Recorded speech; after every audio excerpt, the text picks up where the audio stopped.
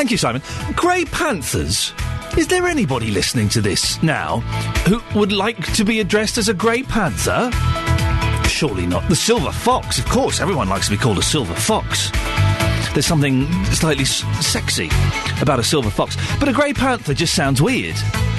I may be wrong, you can let me know. Coming up on the show this morning, lots of stuff. We'll be finding out in a minute about how virtually every possession Sir Jimmy Savile ever owned is up for sale. You can buy everything, including his string vests and the Jim will fix it chair. Oh, yes.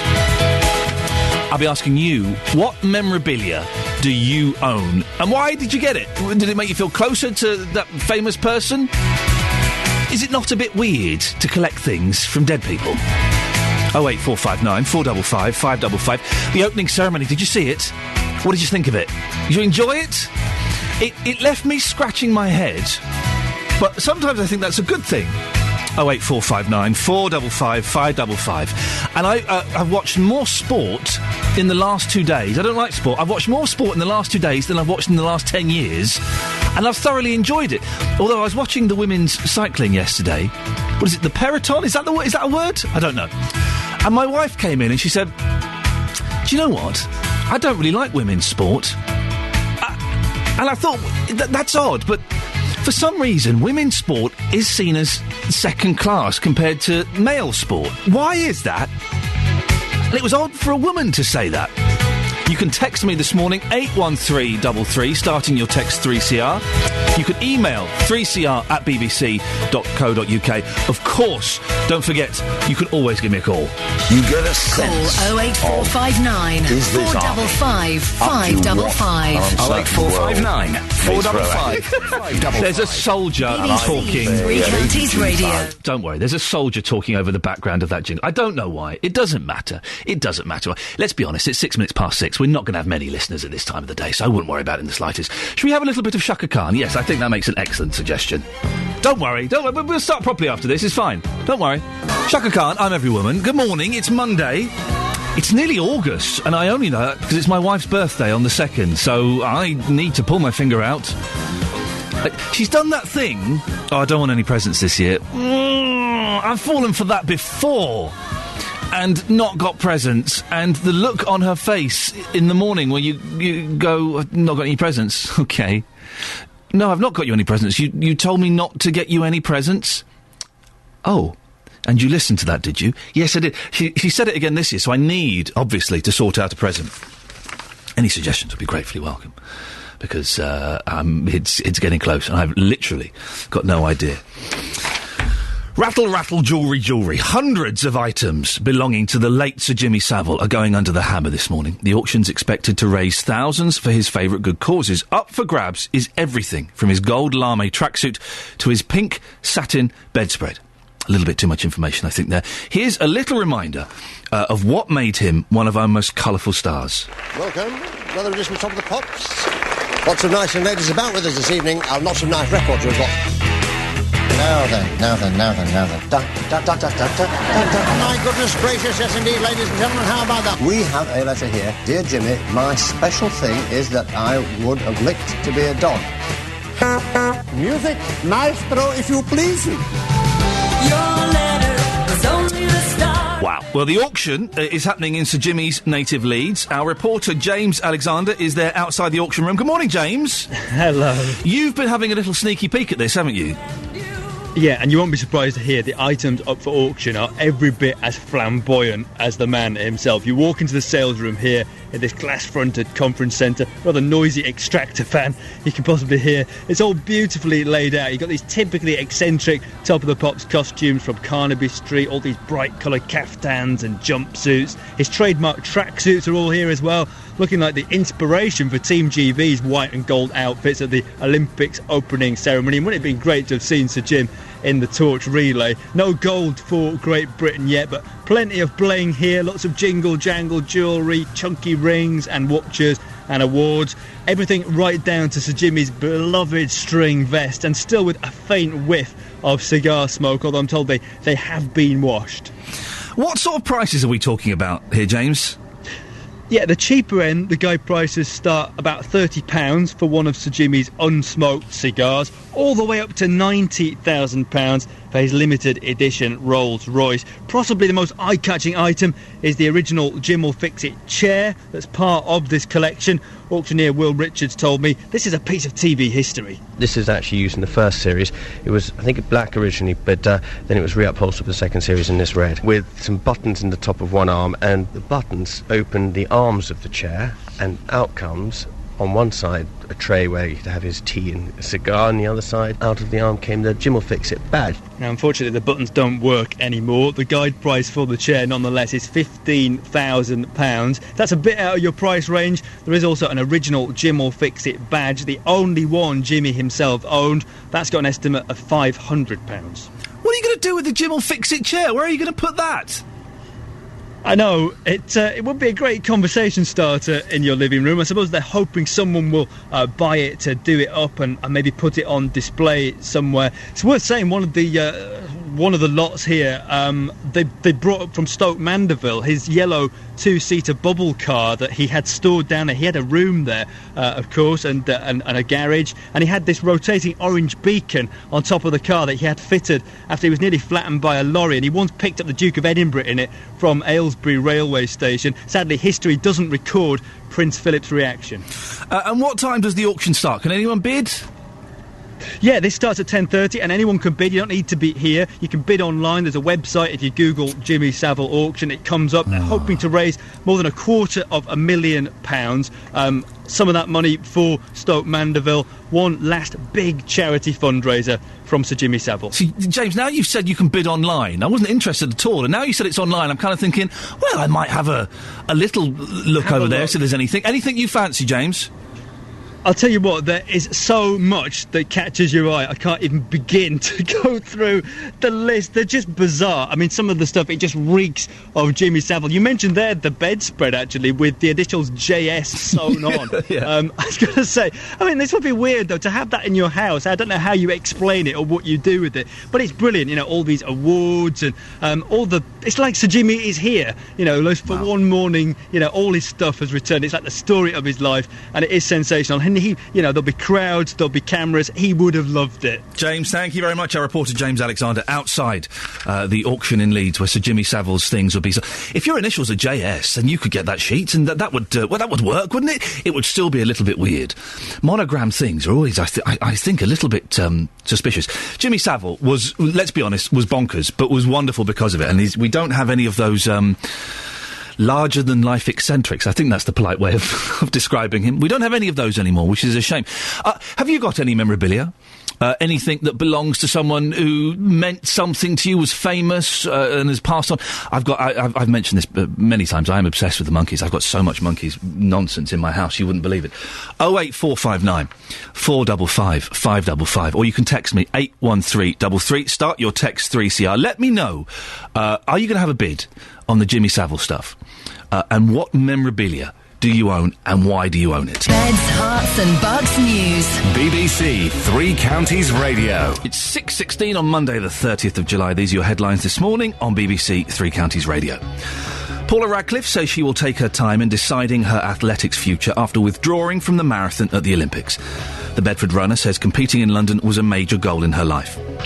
Police in High Wycombe are appealing for witnesses after a man was found with head injuries in Castle Street in the early hours of yesterday morning.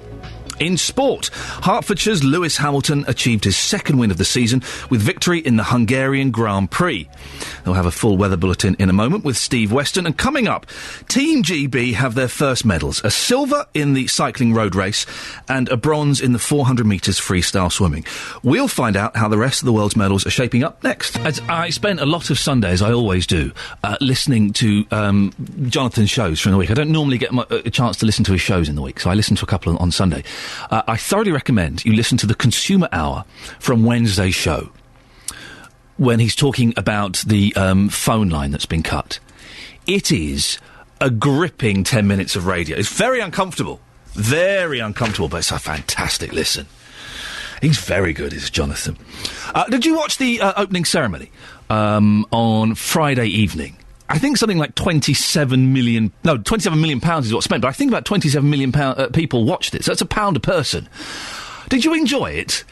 It's mainly had a thumbs up. There are some of the newspapers, the Daily Mail in particular, online, hated it. They had a very strong article, which caused controversies. Many people branded it a racist article. It got taken down and reworded very, very quickly. But what did you think of the opening ceremony? Was it money well spent? Did you enjoy it? Or did you think it was utter tosh?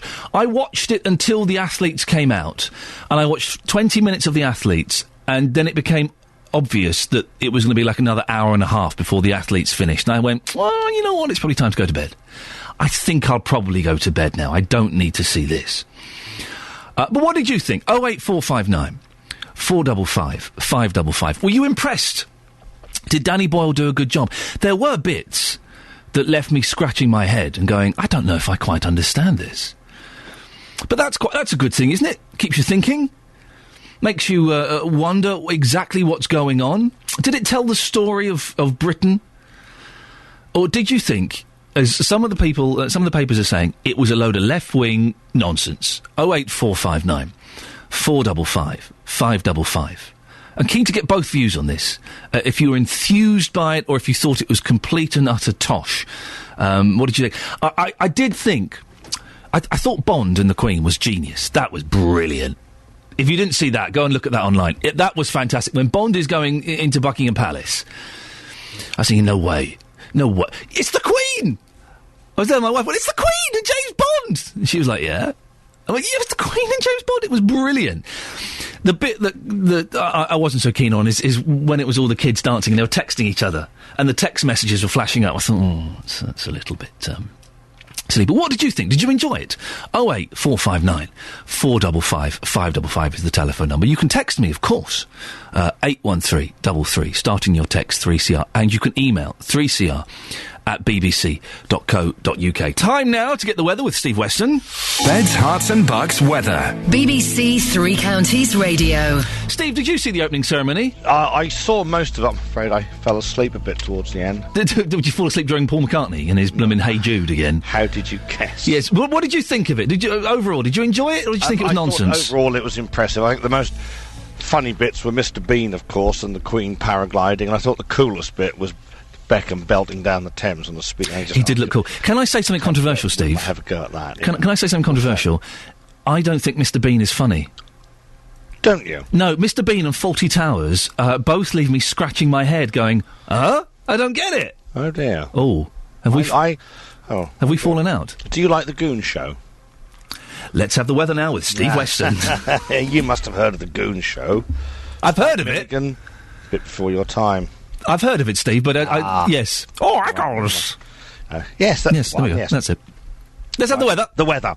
OK, today then, starting off dry and bright with some sunshine, and there's the weather forecast from me, Steve Weston. Steve, thank you. I know, controversial.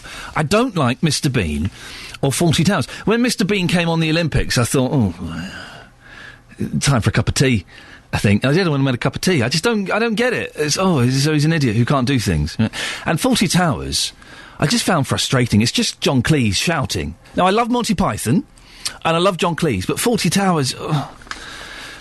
You agree with me, don't you, dear listener? You know I'm speaking sense. 08459 455 555, or you can text 81333. Start your text 3CR. Now, after the first 2 full days of Olympic competition, China tops the medals table, followed by the US and Italy. Team GB is currently in 16th position with a silver and a bronze so far. The road cyclist Lizzie Armitstead won Britain's first medal of the 2012 Games yesterday, a silver in the women's road race, narrowly losing out to Marianne Vos of the Netherlands in the final sprint along the Mall. The route took the cyclists 140 kilometres from London out to Box Hill and Surrey and finishing back in London.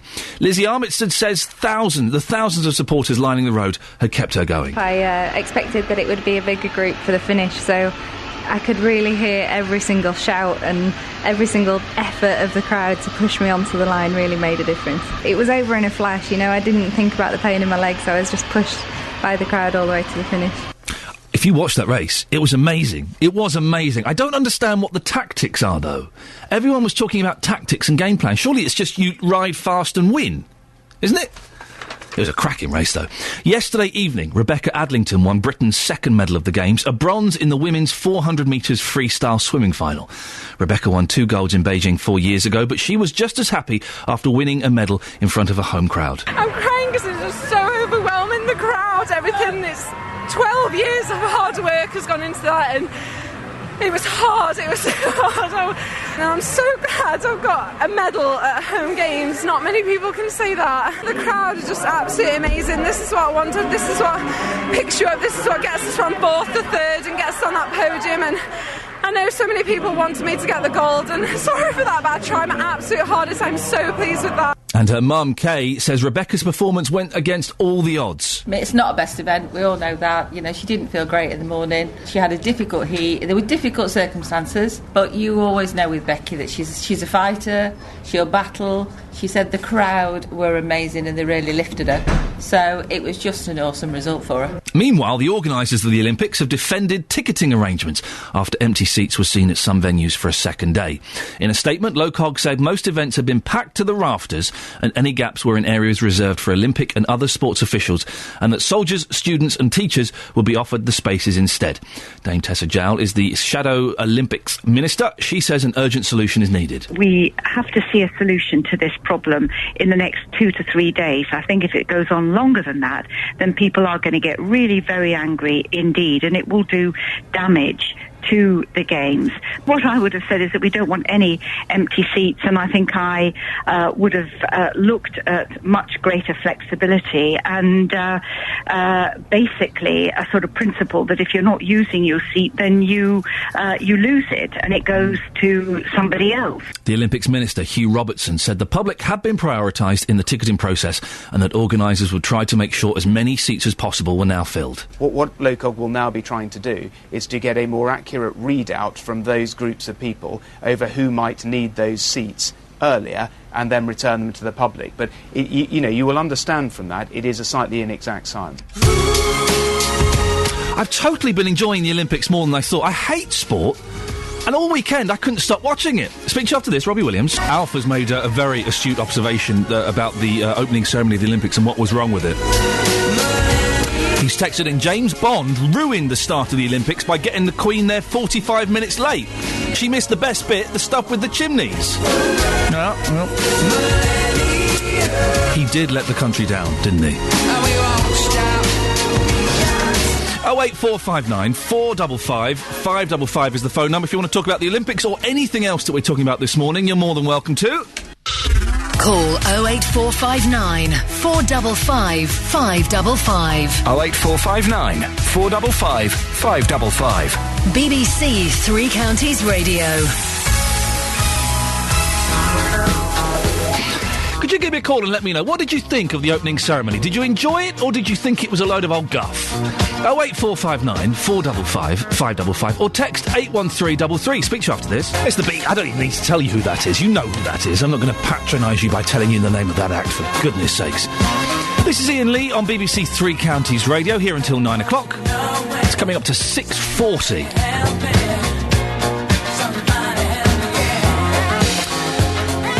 Incapacity benefit is costing taxpayers roughly £13 billion a year. £1 out of every 3 that the government spends goes on welfare benefits, and nearly 7% of the UK's workforce is currently deemed too ill to work. Now, the government reviewing of those claiming incapacity benefit is taking place. Our reporter Sophie Solaria went to the Disability Resource Centre in Dunstable to meet one of their staff members, Edward Costello. No, she didn't. Let's just have a little look there. Could you move that around for me, please? I had a little bit of a problem with the old... It's either the computer or it's my fat fingers that's doing it. Let's blame it on the computer, shall we? Although I think we know where it is. Anyway, Sophie Solaria went to the Disability Resource Centre in Dunstable to meet one of their staff members, Edward Costello. I've been disabled since just after birth. I have cerebral palsy, which meant that my legs and the muscles wasn't too good. Edward, do you work yourself? Yes, I do, yes. I work here at Disability Resource Centre. I'm an information and equipment officer. According to the figures, 7% of the UK's workforce aren't working due to being ill. Do you believe that figure? Because it's quite high. It does seem quite high, but I do know that a lot of people that are disabled do find it hard to get work. Do you think that some of those perhaps are not as ill as they're saying they are, i.e. faking? I mean, I don't know really. I mean, you can't really judge everybody under the same banner. But as I say, it is very difficult when you have a disability to find work, and even when you meet employers, they have the thing in their mind that because you're disabled, you'll have a lot of time off sick and so on. How do you feel when you hear that people cheat the system?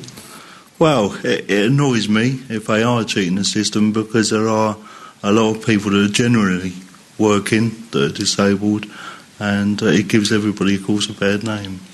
The government are now looking at reassessing. Do you think that's fair, to reassess everybody?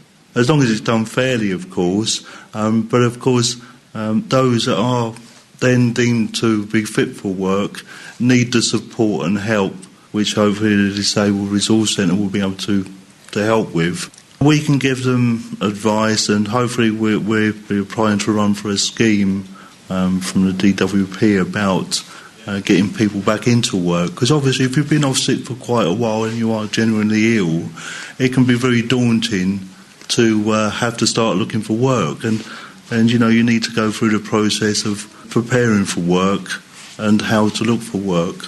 You know, it's about training.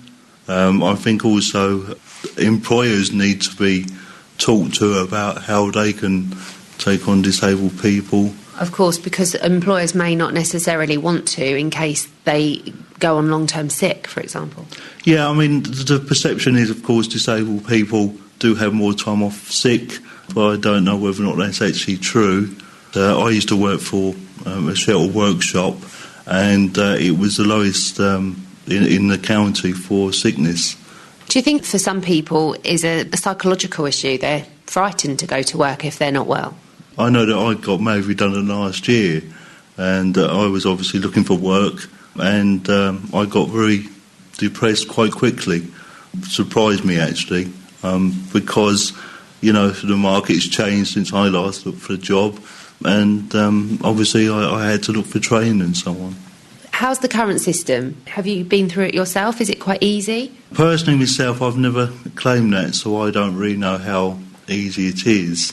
So you've never had to claim any form of disability allowance or anything from the government? I've only ever claimed income support.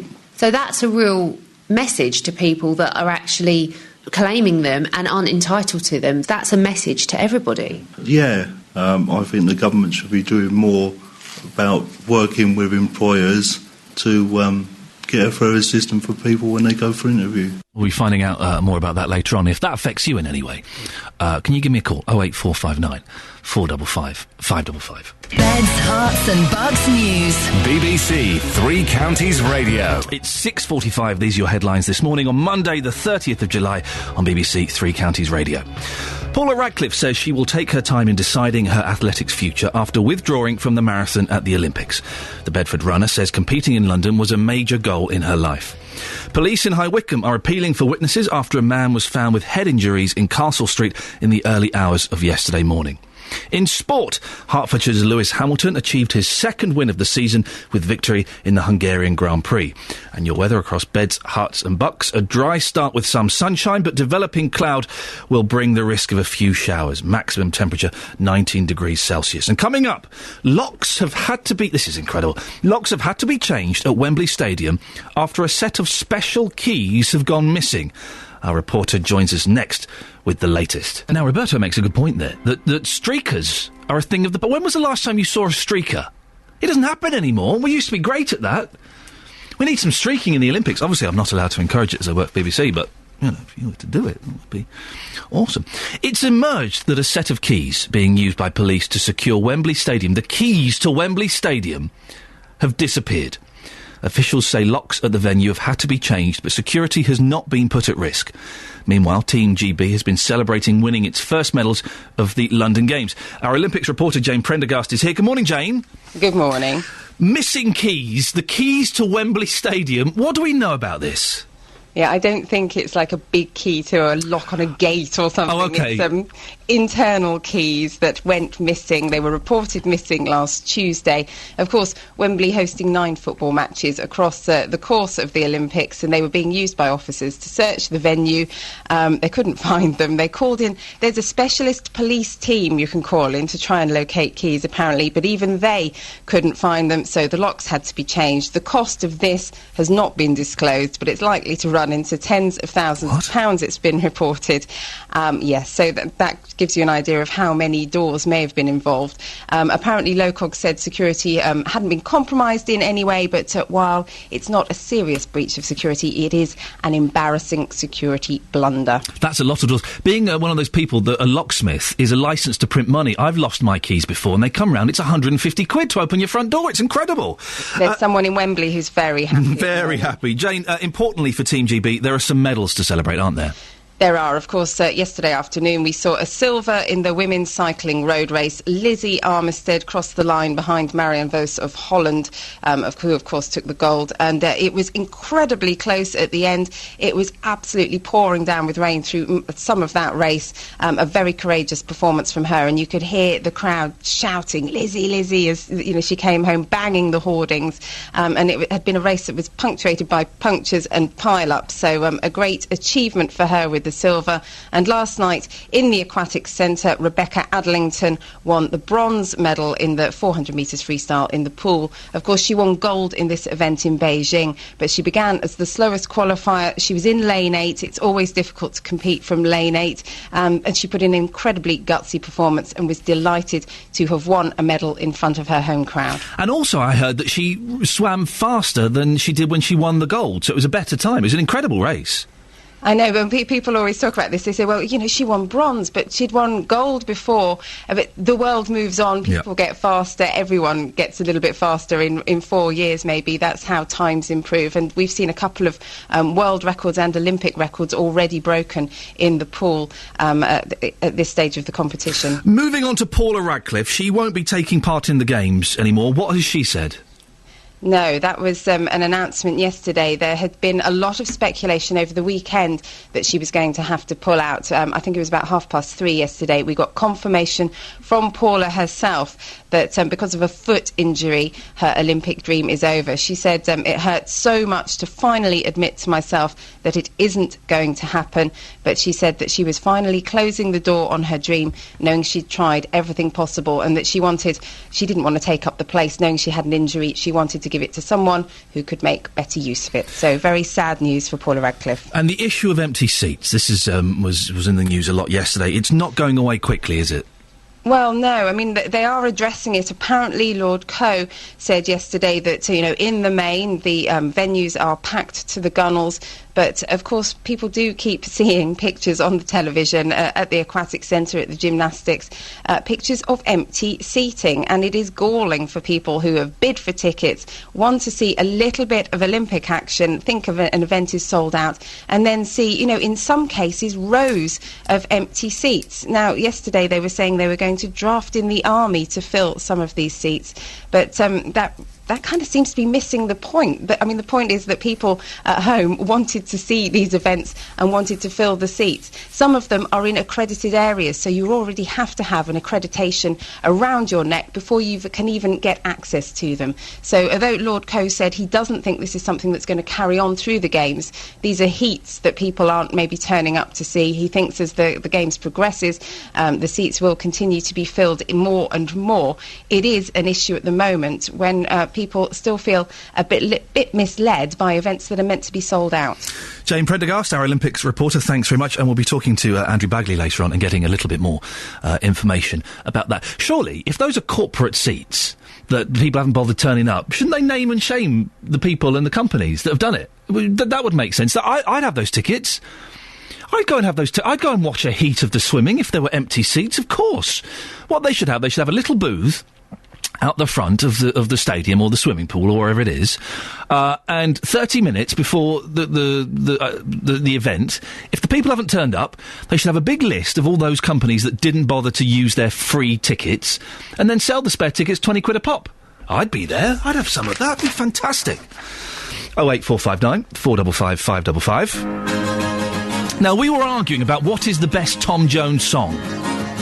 813 3CR. What do you think is the best Tom Jones song? So we saw we were going to be playing this song, and the production team and I started discussing what was the best Tom Jones song. It's not this one. This one's good. This isn't the best, but it's good. You got to believe. The majority of people here seem to think What's New Pussycat is the best, and I would go along with that. I think that's an excellent song. We have a suggestion of Help Yourself. It's not that silly one he does with those, the Art of Noise, Kiss. Was that one? That was one, wasn't it? That wasn't very good. 81333, start your text, 3CR. Today we will establish what is the best Tom Jones song of all time. It's not, what's the one where he kills that person? Delilah. Is that Delilah? He kills someone. Yeah, that's not nice. And then, of course, the follow-up to Delilah was The Green, Green Grass of Home, where he's going off to be hanged for it. Those two aren't very nice. We've had some text. We're asking about memorabilia. Everything Jimmy Savile ever owned, including his string vests, is up for sale. And you can go online and bid today. I think it's about 10:30. And we were asking, what memorabilia do you have? Angela's got a very odd one. Angela has texted in, I own the first signed copy of Philip Schofield's only ever top 40 hit from Joseph. That's an odd one to have. That's very, very niche. I don't think there's going to be much resale value on eBay. And Nick in Hitchin is confused, I think, is the polite way of putting it, with something I've said. Iain, what a peculiar thing to say, that you hate sport. It's like saying you hate food or hate music. There are so many different sorts of sport, how can you hate all of them? Well, I do. I find it tedious, really. I sort of like... I don't mind snooker or darts, but then you can't really class those as sports. You can't class darts as a sport, can you? It's just a man standing there, throwing things and then drinking beer. But what I was saying was, I don't like sport, but I have found myself this weekend being sucked in to the whole Olympic atmosphere, and I've watched more sport in the last 2 days than I've watched in the last 5 or 10 years, easily. I watched most of the women's, is it the Peloton, is that what it's called, race? I didn't understand it. I thoroughly enjoyed it, but I didn't understand it. Why were they all at the back? It's all to do with wind resistance, isn't it, and slipstreams and stuff, but if you're so far at the back, why don't you just either ride faster or give up? I couldn't understand it. I thought it was very exciting, though. I absolutely loved it. My little boy was really into it. And I watched some swimming. And I watched some tennis. I didn't get the doubles in tennis either. It was Andy Murray and another Murray, who I'm assuming is his brother, but it might not be. I don't know. I'm assuming it's his brother. And after every shot, they would, talk. And Andy Murray was like he was at school. He would put his hand over his mouth, and they would discuss tactics. What tactics are there in tennis? Surely the tactic is, right, try and make it so they miss the ball, and we get a point. That's the only tactic you can discuss, isn't it? Am I missing something here? Am I missing some of the intricacies of tennis? Well, how can you discuss tactics? It's just, get the ball so they can't hit it, then they miss it, then we get a point. That's it. But I don't like sport, but I have thoroughly enjoyed this weekend of Olympic action. Really, much more so than I thought. And boy, oh boy, the red button. You can choose what sport you watch. It's amazing. 08459 455 555. The memorabilia argument has just gone up a notch. On Twitter, Scott Balcony says, my brother's wife has John Entwistle's ring. It has a cocktail glass on it. Sorry, you don't know who John Entwistle is? Oh, dear.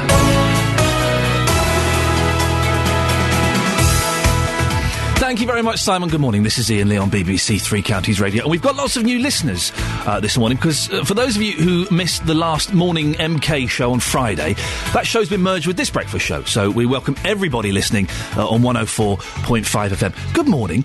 It's nearly 4 minutes past 7. It's Monday. My brain is almost kind of up to speed and is almost in gear. Not quite. In this hour, we'll be talking more about the memorabilia that you've bought after Jimmy Savile's... Everything Jimmy Savile ever owned is going on sale today. That's right, you can own his Jim will Fix It chair. Why would you want it? I don't know. But I bet it goes for an absolute fortune. His cigars and his string vests are all up for sale. So I'm asking, what memorabilia do you own? So far, we've got a signed record by Philip Schofield and John Entwistle's ring. He was the bass player in The Who. Come on, you should know that. We're trying to find the best Tom Jones song. talking about the diving that's taking place later on today. And we'll have more on that story about the empty seats at the Olympics. What do you think should be done with them? Should we give them away? Should we sell? I reckon we should name and shame those companies that don't bother using them and then sell them for 20 quid out the front. 08459 455 555. And what did you think of the opening ceremony? Was it amazing? Were you left in awe? Or did you think it was a load of old nonsense? 08459 455 555. You can text 81333. Start your text 3CR, or you can email 3cr@bbc.co.uk. Call 08459 455 555. 08459 455 555. BBC Three Counties Radio. The men's 10-metre synchronised diving final takes place this afternoon. That's where two fellas jump up. This is the technical definition of it. Two fellas jump off the board and do tricks at exactly the same time. There you go. Tom Daly and Pete Waterfield are the Team GB pair who are hopeful of having medals put round their necks today if the judges like the cut of their jib. Well, one lady from Milton Keynes will be judging the judges. Melanie Beck is the chairman of the British Diving Technical Committee. Good morning, Melanie. Good morning. What exactly does your job title mean? Okay, well, I'm actually here as the world governing body. I sit on the FINA, which is the World Governing Body Technical Diving Committee, and it is our job to run the competition and evaluate the judges. So how do you evaluate the judges? What are you making sure that they're not showing any bias or that they're spotting the right things? How does that work? We sit alongside them and we judge what they're judging, and they have to come within a point of us. And can you override them if you want? No, afterwards we go into a room, and if there's a judge that has been slightly off the rest of the pack or has shown a continued pattern of being out of the pack, then we will ask them, what they saw. We will review some video that we have running. Although we don't use video playback in judging, we will review a dive just so that everybody can see what happened, and we just evaluate the whole dive. Now, Tom and Pete are diving today. What should we be looking for when they make their dive? Their approach to the board. I mean, they were looking good yesterday in training. They're looking very good in terms of peaking at the right time. But what we should be looking for is complete synchronisation. So that's from the point at which the whistle's blown, when they leave the board, in terms of height, in terms of the position that they make in the air and the entry into the water. They have to be in total synchronisation. Stuff like this I just find amazing because I'm so physically inept and clumsy that the thought of two people doing something as skillful and as difficult as this at exactly the same time, it strikes me as incredible. Is there chance of a medal today with these two? Yes, absolutely. I mean, it's a strong field. There are 8 teams, and of the 8 teams, there's probably 5 of them that are going to be battling it out for the top spots. But Pete and Tom have every chance for the medal. And a gold one? Are they good enough? It's something I know very little about. So are they good enough to get a gold? They are good enough to get a gold. Their biggest issue will be, as always, the Chinese, who are the leaders. They're absolutely amazing. They're world class. They win every single event. But I'm hopeful with home advantage. Let's get behind them and cheer. And with home advantage, that they will indeed make it happen today. The young lady that got the bronze yesterday, she was like, I'm really sorry I only got a bronze. You got a bronze at the Olympics? That's amazing! Yeah, I mean, I think anybody who gets the opportunity to go to the Olympics, I was lucky enough on Friday night to go to the opening ceremony. Wow. The atmosphere is incredible. Team GB's atmosphere in their home, in the village, is amazing when you go in there. It's just electric. And obviously last night with Becky winning a medal, that's just set the team off. What did you make of the opening ceremony? We're asking people what they thought of it, because it generally got a thumbs up, although there were some disparaging comments online in some of the papers at the weekend. Did you enjoy it? Yeah, I mean, I was with a group of 15 people from across the world, so, I'm not sure in the beginning that they got the whole Hamlet thing and then the move into the Industrial Revolution, but in terms of a spectacle and the noise in the stadium and the vibration through the stadium, it was incredible. Really was. There were bits that left me scratching my head, but I enjoyed those as well. I thought that the Bond and the Queen was just hilarious. Wasn't it wonderful? Imagine making that phone call. Hello, yeah, my name's Danny. I'm making a short film. Can we have the Queen in it, please? Yeah, and fair play to her. You know what? Fair play. That's what everybody in the stadium was going, that she not only went with it, she did it. She wore the same dress. And apparently he's apparently said that she was so easy to work with. She was fantastic. I thought it was because I thought then it's going to be Jeanette Charles or an impersonator. It won't be her. And then she turned around. Yes, Mr. Bond. Fantastic. Yeah. What time is the dive today with Tom and Pete? We're on at 3 o'clock this afternoon, so, go on, boys. They can do it, I'm sure of it. Melanie, listen, thank you very much. No doubt we'll speak to you again at some point, perhaps after this. That's Melanie Beck there, the chairman of the British Diving Technical Committee, who will be judging the judges of the diving competitions at the London Olympics, speaking to us ahead of the men's 10-metre synchronised diving final, which takes place this afternoon. I love the synchronised events. I am so clumsy, as you will have noticed this morning if you've been paying even the slightest bit of attention. So to be doing something as skillful and as difficult as that at the same time as someone else, it's just incredible, isn't it? 08459 455 555. You heard Melanie's views there on the opening ceremony. What did you think? Did you enjoy it? There was some stuff in some of the papers and online saying it was a load of left-wing nonsense. There was a bit of that. I didn't notice any real political bias in there. You could argue that perhaps the NHS bit was the two-fingered salute to David Cameron. I don't know. I just enjoyed it for the spectacle that it was. 08459 455 555 is the telephone number. Give us your views on that. Now, are you heading into London for work today? It's the first day that commuters from the three counties will travel into London after the official opening of the Olympic Games. Network Rail say that the busiest hotspot will be London Bridge Station as spectators travel to the equestrian event in Greenwich Park. Our reporter Justin Dealey has been talking to commuters to see how their journey is going so far. So Dominic, you're travelling to Tower Bridge this morning. Are you dreading this journey? Not dreading it yet. First day, hopefully it'll be alright. Tomorrow we'll see. Might take a rain check and work from our Luton office if necessary. I was going to say, because people are being advised to have backup plans, that is your backup plan. If you can't get into London, you have an office here in Luton, which is very handy for you, isn't it? It is fairly handy. We've got one in Milton Keynes as well, but that's not so handy, perhaps. That said, we sort of require our staff to be in the office if possible. I work for an accountancy firm and we need chargeable hours. And all in all, over the weekend, have you enjoyed what you've seen so far? Yeah, fantastic. Not so good on the medal front, but enjoyable spectacle. It'll come, Dominic, don't worry. It will come. Hopefully some local people will get medals. So, Jill, our listeners can probably hear from the announcements behind. We've just got on the train. It's the 6:43. Are you worried about this week, especially today being the first day of the Olympics, travelling into London? Not particularly. Just hoping that it's all a lot of fuss about nothing. We can only hope so. So what about your backup plan? Anything in place just in case you can't get into London?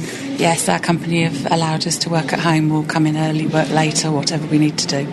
But they said to you, yes, that is a backup, but it is still quite essential that you travel into London. We need you here. No, not particularly. It depends on your role within the company. But for me, no, I could work from home if I needed to. And some people, of course, moaning about the Olympics still. Are you quite passionate about the Games, to be honest? No, I think it's quite nice to have it, although I'm not that concerned about going and being present at an event or anything. But I think it's quite kudos to the country, really. Now, Andy, it's a big family event out for you today. You're on the train into London. You're about to go and see the judo. You're from Manchester, so explain your travel plans. How are you here today? Well, we came down from Manchester yesterday by car. We stayed at my sister-in-law's house, and then we've just got up early this morning. We can get into the train and then get the tube straight over to Excel. And the message is get there as early as possible. Looking around the train already, it's very, very busy, isn't it? There's loads of people. You can see the flags already on people on the station, so I think everybody's had the same idea. And just how passionate do you feel? Because this is a real family day out for you right now. How excited do you feel? You're about to go into the capital. You're about to watch the judo at London 2012. You must be incredibly excited.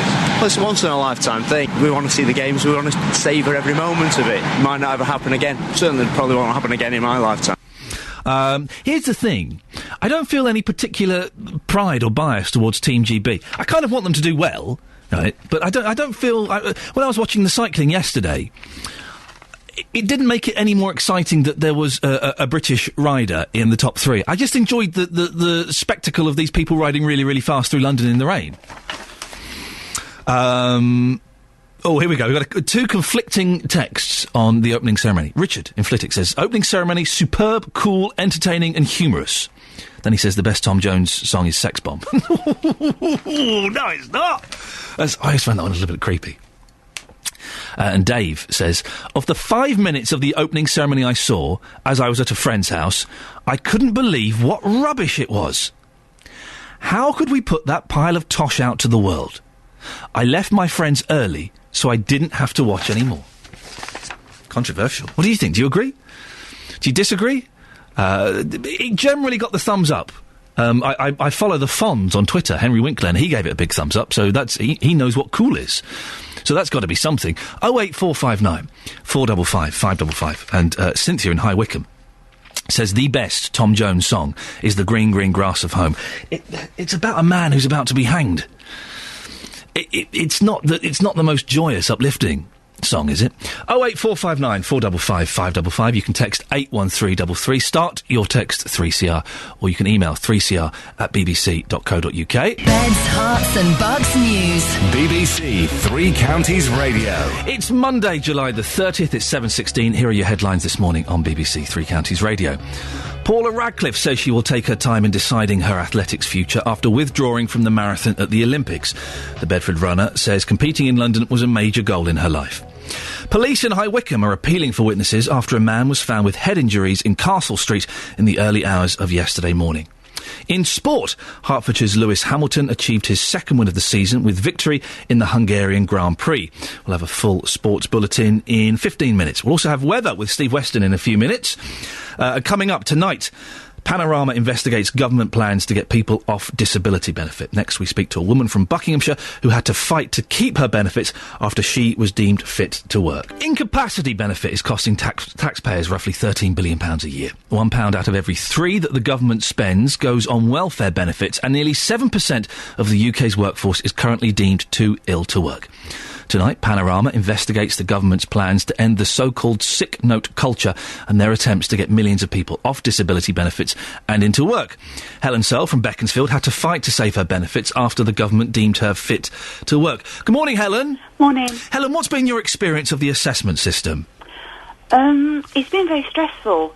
I filled out the ESA 50 form, which is the form they now give you for employment support allowance, and I was put into the work-related activity group and saying that I was fit to do some kind of activity, but that decision was made without a medical being done.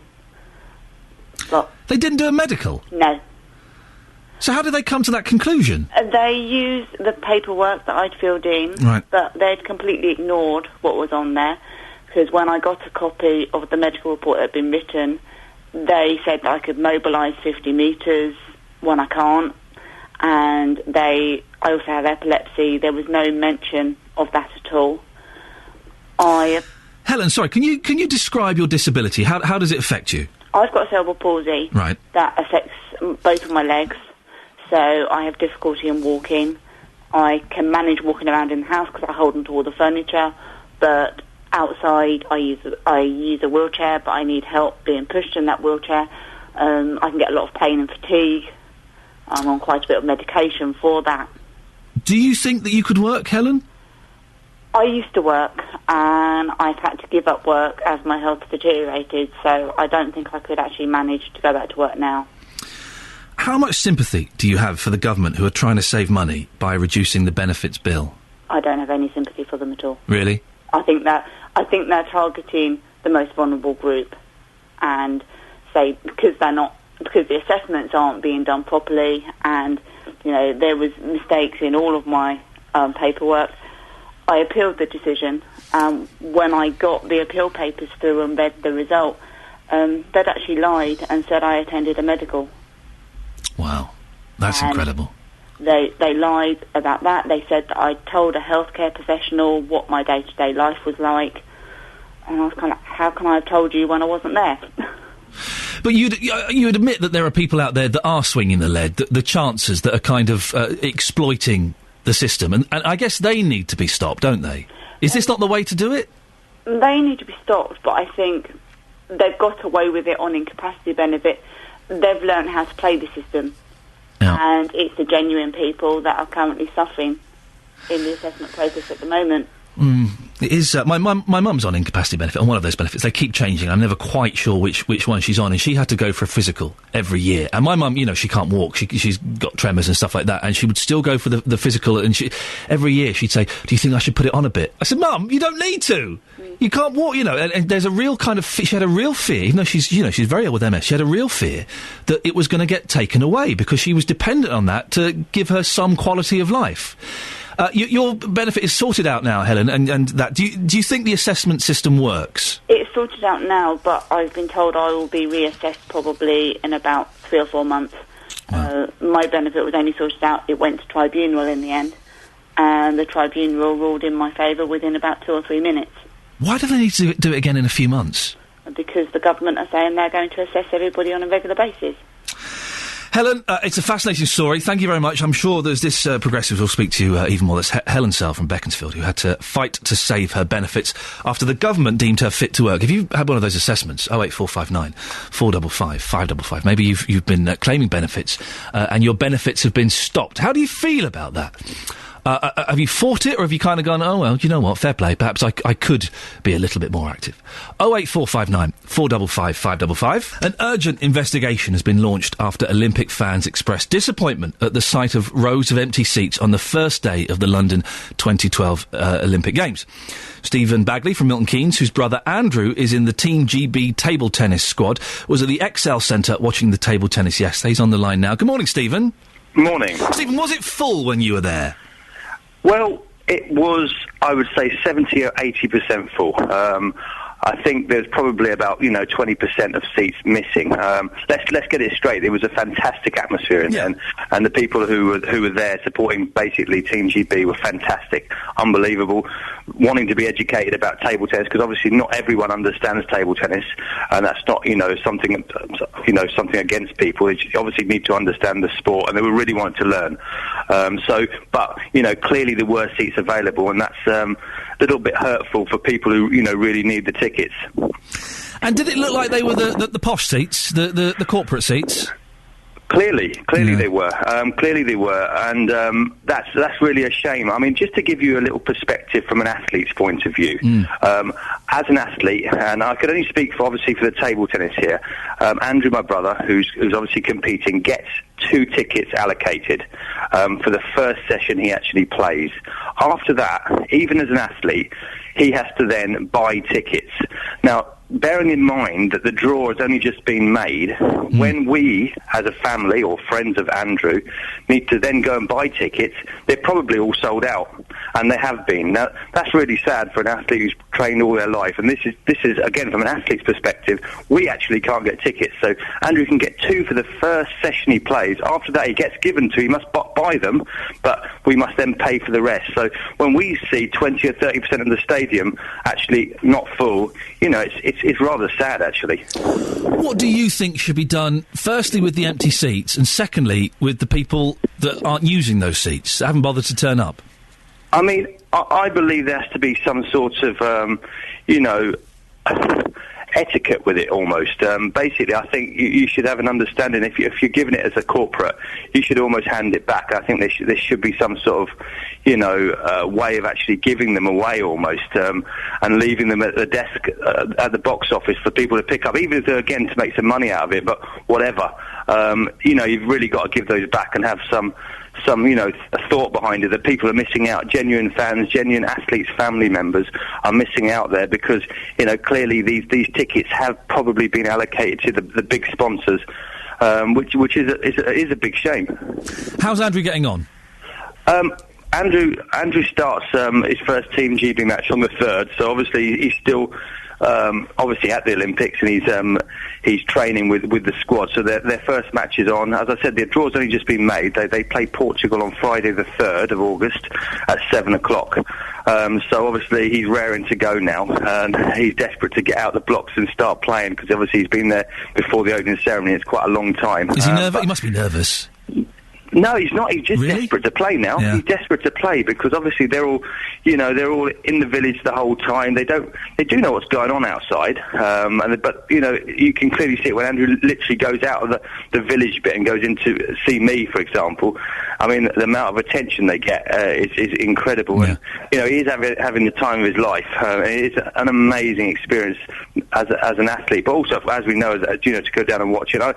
Saying all that stuff with the tickets, I'd still advise everyone, if they got a chance, to go and watch London 2012, just to get down there.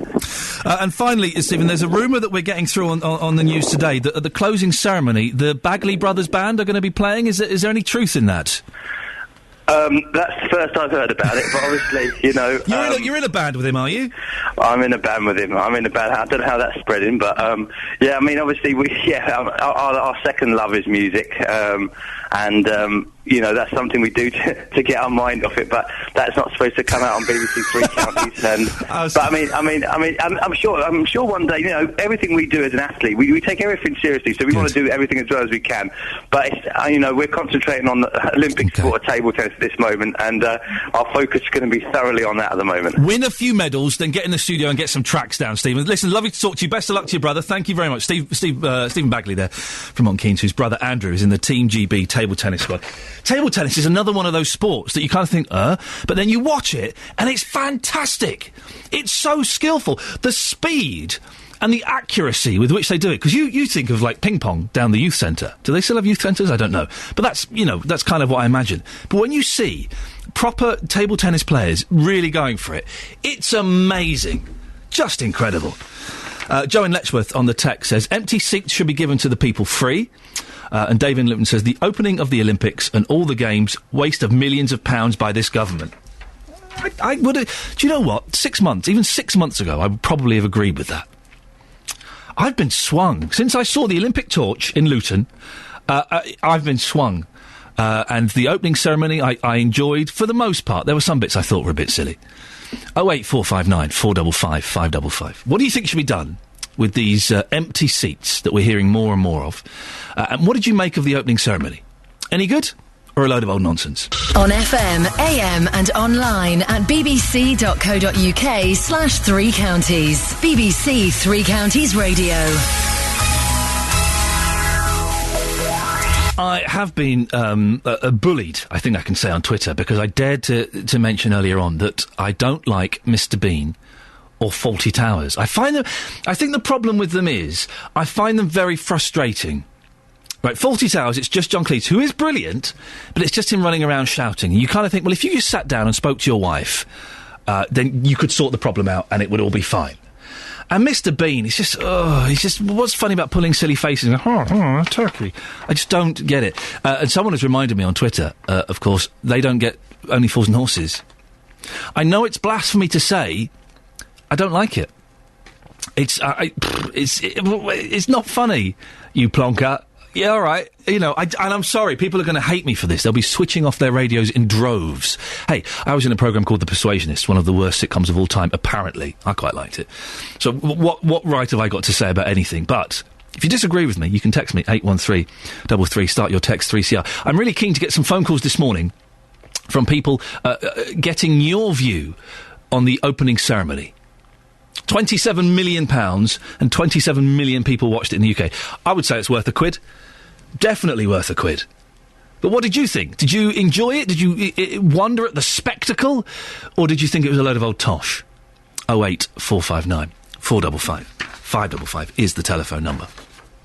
Today is the first day that commuters from the three counties travel into London after the official opening of the Olympic Games. There'll be several major pinch points as spectators clash with commuters. Network Rail say that when they say clash, it's not actually going to be a physical clash. It's just, there'll be lots of them in the same place. There won't be any fighting, I hope. Network Rail say that the busiest hotspot will be London Bridge Station as spectators travel to the equestrian event in Greenwich Park. Our reporter Justin Dealey has been talking to commuters this morning. On now St Albans train station, Neil, you're going into the capital and you've got to get into London, haven't you, really? Tell us why that is. I've got to be able to support other people working from home who can't get into London remotely in order for them to be able to work from home. So your backup plan this morning was get here and get here as early as possible? Yeah, it sounds like I should get a little bit earlier, but yes, get here as early as possible. Are you worried about the next 2 weeks? Are you worried that you won't be able to get into work and your life's going to be seriously affected by the games? Not particularly, no, because worst case I do have the option from working from home, and they can divert the phones to me, and then I can support those people working remotely. And how quickly did you have these conversations? Obviously, we knew about the game 7 years ago, but when did you sit down and start working out these backup plans? Well, we work for a number of companies. We work for a number of different companies, and for NHS and for legal companies and for a few other kind of vertical markets as well. And I suppose these conversations started for the majority of customers probably about 3 or 4 months ago, but some NHS customers like 2 or 3 weeks. I'm now here with Margaret. Margaret, you got your flags, about to get on a train. Tell us what you're doing today. Today we're going to see the swimming at the Aqua Centre in Olympic Park, and we've got the men's freestyle and women's medley, and we've got 3 Brits in there, so I've got my flags. They'll be cheering on the Brits. That's it, really. Yeah. I'm really looking forward to it because I haven't seen the swim. I've only seen it on the television, and it's very exciting to be there, be part of something which is worldwide. A lot of people have got concerns about the transport, but you saw the badminton on Saturday, so you went into London. Any problems at all on Saturday? No problems at all. The trains went on time. There was no... a few crowd. You know, the crowd was quite big, but everything was well organised. There's a lot of staff there if you had a problem. It was fine. It was really, really fine. Our session overran, but it was fine. We waited a little bit and then we went in. But I said it was very well organised, very well planned. Security fine, just put your bag through. Don't take liquids, just like at the airport. But you can take an empty bottle and they can fill it up for you with water. OK, and just lastly, today, of course, a bit of a different day. It's a Monday morning. People are going into London to work. We can see people all around us going into work. Do you think our transport network can cope with London 2012? 100%, 100%. No problem. This is the commuting line at the moment. We're getting a train on time. No problems at all. Now, Eileen, you're about to go into London. You're all dressed up in your Olympic outfit. Tell us what you're doing in London. I'm a Wayfinder team member, and I'm telling people where to go when they get off the train, so that everyone makes sure we get them all going in the right direction and they get to the right gate where they want to be. And I presume you're a volunteer for this? Yes, I am. Yeah. So what made you want to get involved in London 2012? Well, it's just fantastic, isn't it? How amazing. The Olympics arriving in London. You know, we've waited forever for it, and I won't see it again, probably. I wish people could see your smile right now. You're grinning like a Cheshire cat. It's great. This train which is coming in right now, do you think that we have the transport network to cope with the games? So far, yeah, definitely. It's been great. I haven't had any problems getting into work. Everyone's really happy. We all expect a few delays, but it's been fantastic, so... Well, let's talk to Larry Heyman from First Capital Connect. How are the trains running this morning, Larry? Overall, they're running pretty well, I'm glad to say. First Capital Connect is responsible for trains that serve Luton, Bedford and St Albans, amongst other stations in Beds, Herts and Bucks. Are you putting on any extra carriages to make up for the increased number of passengers? Yes, we are. Particularly, we use all the carriages we can anyway during the morning and evening peak. But what we are doing is we're putting a lot of extra carriages on in the mid and late evening, because that's the pinch point. That's the time when so many people are coming back late from the games. We want to make sure that we have every carriage that we've got in service to make sure we can get people home. Most of those people in that report that Justin was talking about all seemed to kind of accept that there were going to be crowded trains, and we're like, well, it's only a couple of weeks. We can get on with it. That kind of makes sense, doesn't it, Larry? It does. In fact, if Justin had been at the St Albans station a little earlier, he'd have caught me as well, because I got the 6:18 this morning. It was very crowded, but everybody got on. Everybody was in a great mood. Lots of people going to the Olympics. And we're determined to give people the best possible games that we can from the point of view of getting people there and getting people home again. I should probably just apologise to everybody who has been approached by Justin this morning. It's nothing we can do about it. It's in his job. He has to go up to people and talk to them. There was some damage to the cables north of Flitwick on the network last week, which badly disrupted services. Have you got any more security on the lines now to stop this kind of thing hampering people's enjoyment of the games? Yes, it was the signalling cables, and it was caused by thieves, in fact, who stole nearly a kilometre of signalling cable. The key thing is we have between Bedford and Brighton, that's over 100 miles of track. It's impossible to cover every inch of that route with security. But the key thing is to ask everybody to be observant. If you see people moving around with a van and approaching the railway line along country tracks, please call the police and let them know. If it's perfectly innocent, that's no problem. But most people who do that in the middle of the night are not innocent. We've got the canoe slalom event taking place in Hertfordshire's Lee Valley Whitewater Raft Centre this week. The Cheshunt and Waltham Cross train stations are the main stations for this event. How are they going to be affected, Larry? Well, they're not on our route, but what we do know is that there are a lot of direct bus links, particularly from Hatfield, to get people who live in South Bedfordshire and West Hertfordshire over to the Broxbourne events. So hopefully many people will use the buses rather than going into London and coming back out on the trains. And finally, is there a central website where people can get updates on any delays to your service? Yes, for our service, the best website is firstcapitalconnect.co.uk. Larry, thank you very much. No doubt we'll be speaking to you again at some point. Larry Heyman from First Capital Connect. Everyone was rather jolly in Justin's report there. But it's Monday, it's the first day. It's not really kicked in yet. Wonder what they'll be like sort of Wednesday evening as they're coming home from work, or Thursday morning as you know, 3 or 4 days into it.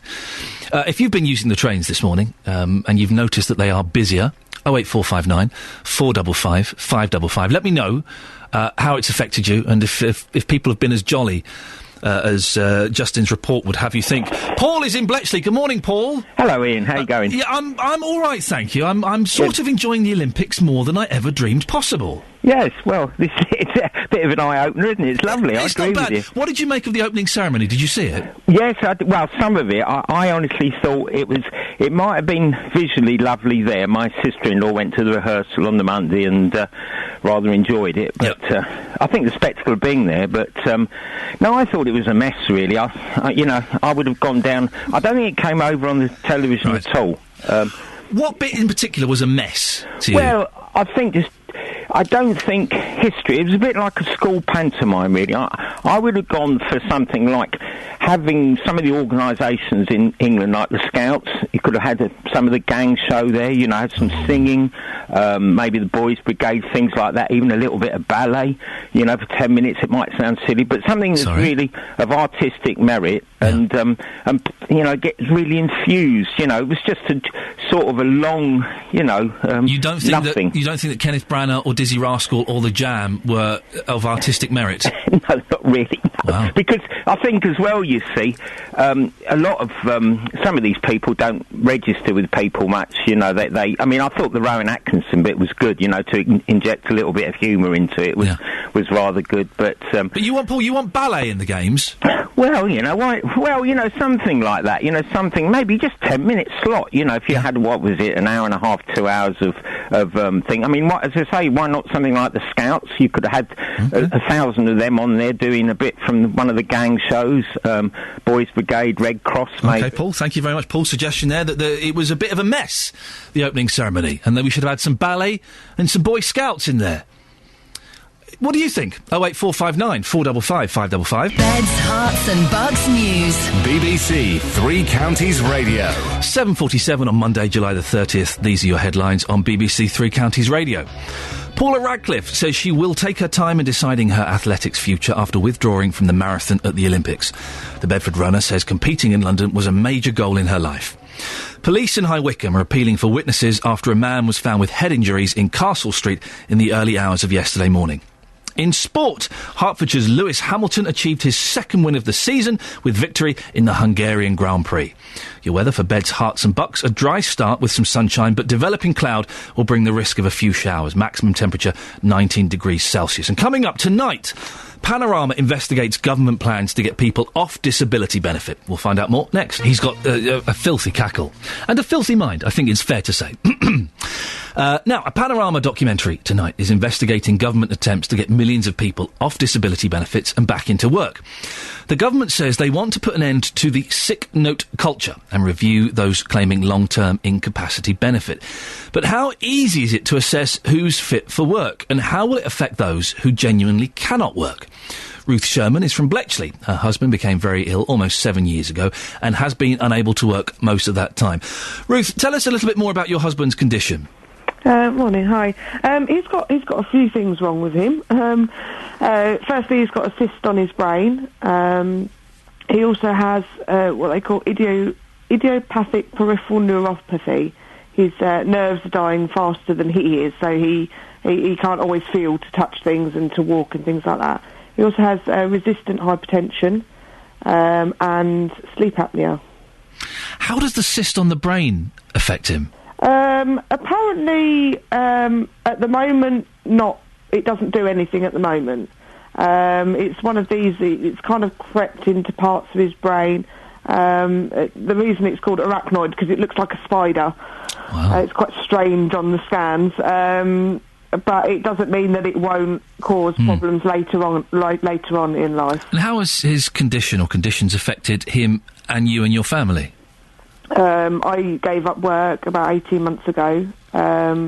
It was causing me a lot of stress. We have 2 young children, 7-year-old and 2-year-old. And leaving them at home with him isn't always a good thing, because if he's having a bad day, he could fall. He has coughing fits. It's not a recognised condition, but they think that his brain touches the back of his skull, which causes a coughing reflex, and when that happens, when anybody coughs, you obviously lose your breath and you can black out, which is what happens to him as well. So it's quite a worry for me, so I gave up work so I could look after him, or my family, and feel a bit safer about doing that. But day-to-day life is we just have to take it day-to-day. He can have a good day, he can have a bad day. How easy was it to claim disability living allowance? But rather difficult. We fought for quite a while because he doesn't really fit in a category, because he's not poorly every day, because he doesn't have a bad day all the time. They were basically saying that he was fine and that he could go to work, despite the fact government doctors saying because of the amount of tablets he's on, it's ridiculous to think that he should be able to work on those kinds of and the amounts of tablets. What do you think of these government plans to get more people into work? How is it going to affect you? I'm hoping it's not going to affect us too much. We're undergoing review at the moment, so I'm actually quite scared about finding out, but that's been taking a long time. Personally, I would love to go back to work, so was my husband. He hates being at home. We hate living like this.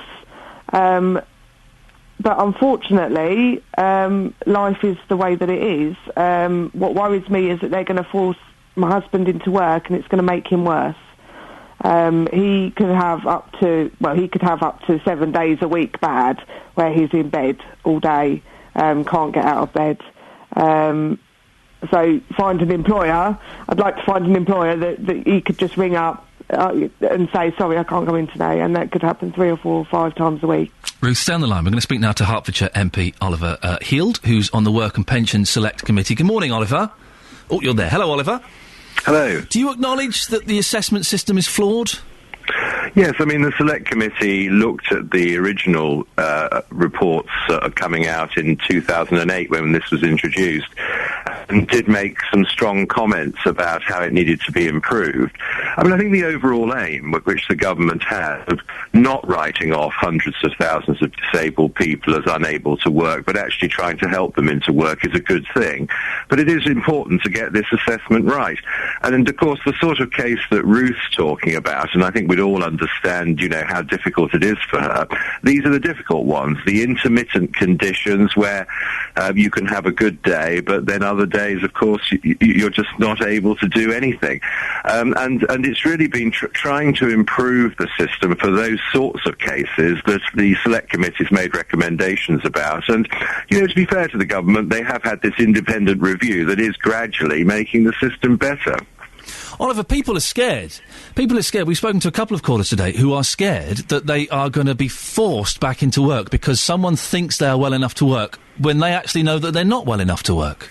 I know, but campaigners have been saying for years, and I think we'd all say that this is true, that there have been hundreds of thousands of disabled people, many of whom wanted help to get into work, many of whom were just written off, and we couldn't just ignore that. And I think it is right to have a test to try and work out, look, who are the people who really can't work and who are those who with some help could. And so any testing system will obviously create concerns, but it is right to do it, because otherwise what we're we're saying is, well, look, we're writing off a generation of disabled people. The benefits of work are structure to your day, more money, the ability to meet people on a much more regular basis, the dignity of independence. I mean, these are important things. But and I would totally agree that if people are swinging the lead, then of course they should be outed and they should be made to work. But do you not think, Oliver, in an attempt to save a little bit of money, that you're possibly pursuing the wrong people, that we're pursuing the vulnerable people who we should be looking after and protecting? Well, there's a balance to be struck, because it's not just about money, it's about people's lives. Now, if you're a disabled person and you're able to work and you haven't had the help that you need to do it, that's a very bad thing, and it's something that campaigners have been saying to government for years, that you need to do more. I mean, the estimate was there were 1 million people with disabilities who were just written off on benefit. And I mean, to actually do something about that is very valuable. It's also right that we should be paying benefits to the people who are in need, not where they don't need the benefits. So it's a difficult exercise that the government is embarked on. They've got an independent person who's been looking at how to improve the system, and major improvements have been made. But I think we would all accept, that the difficult cases are these intermittent ones, where one day you're okay and the next day you're not. Ruth, you listening there to Oliver? What do you make of all of that?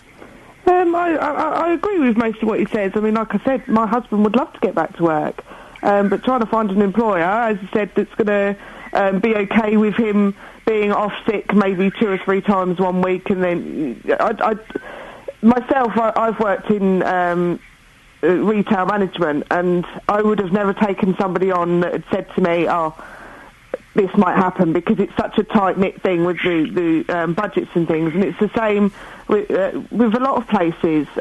He did try to go back to work, but because he started to have quite a lot of time off sick, he had to leave. And it's just about finding that balance. Oliver, how much money would the government save by getting 500,000 people off benefits and into work? Well, of course, the government's not saying that this is a money-saving operation. Not at all, but, just asking. Well, I mean, I haven't got the figure directly to hand, but, obviously it would be a significant amount of money, millions of pounds. But all I'd say, though, is that, it's wrong to give employers the message that the people who are coming off benefit, who will be looking for work, that these are all people who are unable to work. They're not. I mean, there are a good body of people who've been on disability benefits who, with help, can work. And so, we want to get the right message across. Of course. Stay on the line. We've got Janet has called in from Great Hormead. Good morning, Janet. Good morning. What's your comment on all of this? Well, it's about time the government did something. Right. I mean, I have a severely disabled son. He's 23 and got severe cerebral palsy. He lives at home with us. He gets the high rate of all his benefits, and he actually gets it indefinitely. And I mean, they can take Daniel in and they can assess him. I've got no problem with that. If he needs a drink or food, we have to do it. He's unable to do it. If he needs to go to the toilet, we have to do it. But there is, like you say, there is some severely disabled people out there, and it's these people that the government have got to stop worrying. They've got to turn around and say, is to relook at it and just say, send letters out or do whatever they've got to do and say, look, you're one of these that haven't got to worry. Janet, listen, we're running out of time. Oliver, have you got a message for those people that are genuinely unable to go back to work and are worried? What would you say to them? Well, I mean, the Select Committee have made the point that Janet from Hormead just made, that there are, a proportion of cases where you could say to people, look, your case will not be one that's reviewed again, or at least not for a very long time. And I think that is a very sensible thing. Also, I mean, the government are now introducing a system where the adjudicators get much more medical evidence. And I think with those intermittent cases, that's a very good thing. And then I suppose the final point to make is that we shouldn't forget that overall, to help disabled people into work is a very good thing, and it moves in a more enlightened way than we have in the past. And so we don't want to get into a situation where the problems with the test mean that this overall very worthwhile endeavour, is spoilt. And so, the government do need to make changes, but overall, I think that they're doing the right thing. Oliver, thanks very much. That's MP Oliver Hield, who's from Hertfordshire and is on the Work and Pension Select Committee. We also spoke to Ruth Sherman from Bletchley, whose husband became ill 7 years ago, and Janet, who called in. Thank you very much. 08459 455 555. What's your take on that? It's 8 o'clock already. How did that happen? It was 5 o'clock a few minutes ago and I was exhausted and struggling to get into work. Coming up in the last hour of the show, Jonathan Vernon-Smith is going to pop in. We'll talk more about the Olympics and get more of your calls after the news and sport with Simon. Thank you very much, Simon. Good morning, this is Iain Lee on BBC Three Counties Radio. I have got so many texts this morning. Remind me to go through those later on. Loads of you telling me what you thought about the Olympic opening ceremony, about benefits and all other kinds of things as well. We'll do those a bit later on. You can give me a call. Texts are good, but I prefer a phone call. It's nice to have a little chitty chat, isn't it? 08459 455 555. Coming up between now and 9 o'clock, JVS is going to pop in and tell us what's happening on his show this morning. More about the Olympic travel situation. How is it affecting people in beds, hearts and bucks? And we're going to have an equestrian preview. Very exciting. It is exciting. I'm so not into sport at all. I'm loving the Olympics. And I've never pressed my red button so much. You know, on the digital, if you press the red button, then you can choose which sport you watch. Although my wife has told me we're not allowed to watch any of the aggressive ones in front of the kids. So, fencing is out, judo is out, shooting is a definite no-no. I haggled and we're allowed to watch archery. We're allowed to watch archery in front of the kids, that's it. Seems a little bit extreme. So I was so tempted to watch the judo yesterday, but I thought it's probably not worth it. We don't want to be teaching them any judo moves. My little 2.5-year-old is aggressive enough as it is already. 81333, start your text 3CR. Or you can email 3cr@bbc.co.uk. Call 08459 455 555. 08459 455 555. BBC Three Counties Radio. It's the first working day of the Olympics today, with commuters from the three counties heading to London for work. Network Rail say that the busiest hotspot will be London Bridge Station as spectators travel to the equestrian event in Greenwich Park. Our reporter Justin Dealey has been talking to commuters to see how their journey is going so far. I'm now here with Margaret. Margaret, you got your flags, about to get on a train. Tell us what you're doing today. Today we're going to see the swimming at the Aqua Centre in Olympic Park, and we've got the men's freestyle and women's medley, and we've got 3 Brits in there, so I've got my flags. They'll be cheering on the Brits. A lot of people have got concerns about the transport, but you saw the badminton on Saturday, so you went into London. Any problems at all on Saturday? No problems at all. The trains went on time. There was no the crowd was quite big, but everything was well organised. There's a lot of staff there if you had a problem. It was fine. It was really, really fine. It was very well organised, very well planned. Security fine, just put your bag through. Don't take liquids, just like at the airport. But you can take an empty bottle and they can fill it up for you with water. OK, and just lastly, today, of course, a bit of a different day. It's a Monday morning. People are going into London to work. We can see people all around us going into work. Do you think our transport network can cope with London 2012? 100%. No problem. This is the commuting line at the moment. We're getting a train on time. No problems at all. Now, Eileen, you're about to go into London. You're all dressed up in your Olympic outfit. Tell us what you're doing in London. I'm a Wayfinder team member, and I'm telling people where to go when they get off the train, so that everyone makes sure we get them all going in the right direction and they get to the right gate where they want to be. This train which is coming in right now, do you think that we have the transport network to cope with the games? So far, yeah, definitely. It's been great. I haven't had any problems getting into work. Everyone's really happy. We all expect a few delays, but it's been fantastic. I love the enthusiasm of not that last lady, although she sounds very enthusiastic. The one before. She's keen, isn't she? Hey? Larry Heyman from First Capital Connect says they are taking extra steps to make sure extra passengers heading to London are catered for. We use all the carriages we can anyway during the morning and evening peak, but what we are doing is we're putting a lot of extra carriages on in the mid and late evening, because that's the pinch point. That's the time when so many people are coming back late from the games. We want to make sure that we have every carriage that we've got in service to make sure we can get people people home. I got the 6:18 this morning. It was very crowded, but everybody got on. Everybody was in a great mood. Lots of people going to the Olympics, and we're determined to give people the best possible games that we can from the point of view of getting people there and getting people home again. John Caldwell is from the Highways Agency. Good morning, John. How are the roads looking around the three counties into London this morning? Morning, Ian. Yeah, they're all flowing okay. Busy, as you'd expect. It's a Monday morning, so it's very similar to what we expect most Monday mornings. It's all flowing fine. What about the M1? That's going to be busier than normal, isn't it? No, it's flowing as we would see on a normal Monday morning. We've got the managed motorway open, so we've got 11 down to 10. We've got the 4 lanes using the hard shoulder, and then 10 down to the M25. It's all about 60 miles an hour. It's a little bit slower down between junctions 2 and 1 as you go in, coming off the M1 southbound. If people have had enough of the games already and want to get away to Heathrow, what's the least busy way to get there? Probably the moment I say it'll be the wrong way. Right. No, I mean, what we're saying to people is give yourselves a little bit of extra time. You know, if there are incidents, we've got extra people on the road, extra cars, vehicle recovery, incident support units, so we'll get there quickly and clear it.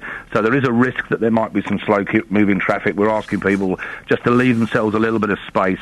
Take themselves a bit of time, don't rush, and all the roads are running fine. Of course, events aren't just happening in London, although we could be forgiven for thinking that they are. We've got the canoe slalom event at the Lee Valley Whitewater Centre in Hertfordshire. How are the roads around the Whitewater Centre going to be affected? There are some closures, but generally speaking, the roads are all fine. There is some park and ride options from Hatfield and from North Weald, so they're all people being bussed in. That was open yesterday and went really well. Very pleased with the way things went. Vast majority of people are coming by public transport, which is what we were hoping was going to happen. Those that are coming by vehicle are able to get in and out fine. Are there any Olympic lanes around that venue? Because I've seen them all around London, around the North Circular and stuff like that. Are there any around there? No, the only one that isn't in London is the M4. All the rest of them are in London. Okay. Here's a question, John. Maybe you can answer. If a car breaks down in the Olympic lane, what happens? Do they commandeer a normal lane? What do they do? We get there quickly. We've got extra cars on. We'll get there quickly and we'll get the vehicle safely away. Excellent stuff. I bet you lot are loving this, aren't you? Yeah, of course. What to do. Good for you. No, well done. You've got an online travel planner that predicts traffic hotspots. Where can people find that, John? That's on our Traffic England website. So keep an eye on that. If you're planning your journeys, keep an eye on it.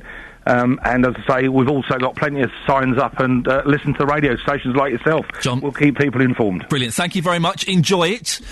That's John Caldwell from the Highways Agency, and we will keep you up to date with the latest travel news where you are here on BBC Three Counties Radio. He's loving it, and why not? This is what we'll do tomorrow. Actually, thank you, John. We'll have a phone in on why you're loving the Olympics, not because of the sports, but because it's, I don't know, maybe it's made your job a little bit more exciting. You know, it's giving you just kind of a little bit of urgency that you perhaps didn't have before. Maybe we'll do that tomorrow. Let's do some of these emails and texts and what have you, shall we? Iain. Sharon says, the Olympic opening ceremony was too much of a mishmash, and only one real wow was the moment when the rings joined up overhead. That was good. That was very good. Oh, and David Beckham coming down the Thames was pretty impressive, and the Mr. Bean bit was good fun. Rob says, listen to the enthusiasm in your voice. Are you sure you don't like sport? I promise you, I don't like sport. Rod in Letchworth says, the opening ceremony as a well-organised and executed spectacle was truly awe-inspiring. The content was that combination of myth, legend and fantasy that we call history. The only casualty was the truth. Nevertheless, it was the stuff of the world's greatest religions and popular political beliefs are based on, and therefore quite acceptable. I'm talking about the empty seats, Lee and Sandy says. Regarding the empty seats at the Olympics, people who live in London have had their poll tax increased this year, so why not give the tickets to the residents of London? Yeah, I'm up for that. Definitely. My sister can get a load and I'll have them. Thank you very much indeed. Let's go to Dennis in Dunstable. Good morning, Dennis. Good morning. What did you think of the opening ceremony? Absolutely fab. Really? The nitpick as well. I've only got a two-letter word to them, and the second one is off. OK, thank you very much. I would get your idea. Thank you very much, Dennis. It was absolutely super. I thought it was... there's somebody in the paper on Saturday morning said the Queen came with that just sucked a lemon face. What do they expect her to do? Sit there with an inane grin on her face all the time? She's the Queen. That's what she looks. That's what she's famous for. Of course she is. But these people make me sick. I thought she was such a good sport to appear in the James Bond video. I did. Well, that was absolute. The other bit with Atkinson as well. You know, it was our daft sense of humour. Dennis, I don't like Mr. Bean. As soon as I saw him, I was like, oh God. I just don't get it. Was there anything though that you weren't keen on that you thought, oh really? Come on, be honest, Dennis. Come on. No, the thing which I wouldn't say upset, but annoyed about was the so-called Team GB, where the captain of our football team and some little girl from Wales refused to sing the national anthem. Right. Okay. They were not GB, and the same expression I used it as other people. Where the second letter is off. Okay, so Dennis, watch. I know you're hinting at it, but still, you're putting the thought in people's minds. Steady. Yeah. What did you think about Paul McCartney? He was good, wasn't he? I'd rather listen to the music than his singing. Why? I'm sorry, he's a little bit past it. Dennis, thank you very much indeed. I know Dennis didn't say a naughty word, but I feel I should apologise in case anyone was offended by his alluding to it twice. Dennis thought it was pretty good. And he doesn't like those nitpickers, but he didn't like Paul McCartney. Thank you, Dennis. 08459 455 555 is the phone number. What did you think to the opening ceremony? The bit where the Olympic rings lit up and went up and linked up. That was amazing. That was amazing. Wasn't it? Or maybe you didn't even get that far. Maybe you thought the whole thing with Kenneth Branagh and the Hills and Glastonbury tour was tedious. 08459 455 555. Beds, Hearts and Bucks News. BBC Three Counties Radio. These are the headlines this morning on Monday the 30th of July on BBC Three Counties Radio. Transport officials have warned people going to work in London to plan ahead today on what is the first weekday of the Olympics. Transport for London say the network has functioned well so far. Police in High Wycombe are appealing for witnesses after a man was found with head injuries in Castle Street in the early hours of yesterday morning. In sport, Hertfordshire's Lewis Hamilton achieved his second win of the season with victory in the Hungarian Grand Prix. We'll have full sports bulletin in 15 minutes and the weather shortly with Steve Weston. And coming up, we'll speak to a lady from Hertfordshire who's been coaching Olympic competitors in the equestrian team eventing cross-country. But not for Team G. Controversial. And JVS will be here shortly to tell us what's happening on his show. I'm joined in the studio, as I always am at this time, by Jonathan Vernon-Smith. And I forgot you were coming in. You popped in and I was all surprised. I do apologise. That's all right. I like to be surprised. Can you stop tweeting on Twitter, obviously, that you're wearing a bikini and things like that? What? Why? It's unpleasant. What? It's an unpleasant image to have in my head. I never You're wearing a bikini? I never click on your photo links because I'm scared what I'm going to see. I don't. I'm really scared that I'm going to see more. You didn't see the photo of me in the John Lewis bed department yesterday? Did you lie down in the beds? You're not allowed to. There's a photo on my Twitter. I was on an electric bed. What? Yes. Why would you plug a bed in? I spent about 40 minutes mucking about on that electric bed until finally the looks became too much for me to bear. You can't do it in John Lewis. In some of the other shops you possibly could, but John Lewis it's a fancy high street. Well, I did it in John Lewis. Have you been watching the sport? No. Oh. No. I don't like sport. I don't like sport, but I watched more sport this weekend than I've seen in the last 10 years of my life. No, I watched the opening ceremony, though. What did you think to that? Well, I thought it was very good. The beginning was very good. Yep. The Queen was amazing. That was hilarious. I thought that was wonderful. Mr. Bean, hilarious. Not funny, Love but it. okay. You didn't like Mr. Bean? Mr. Bean isn't funny.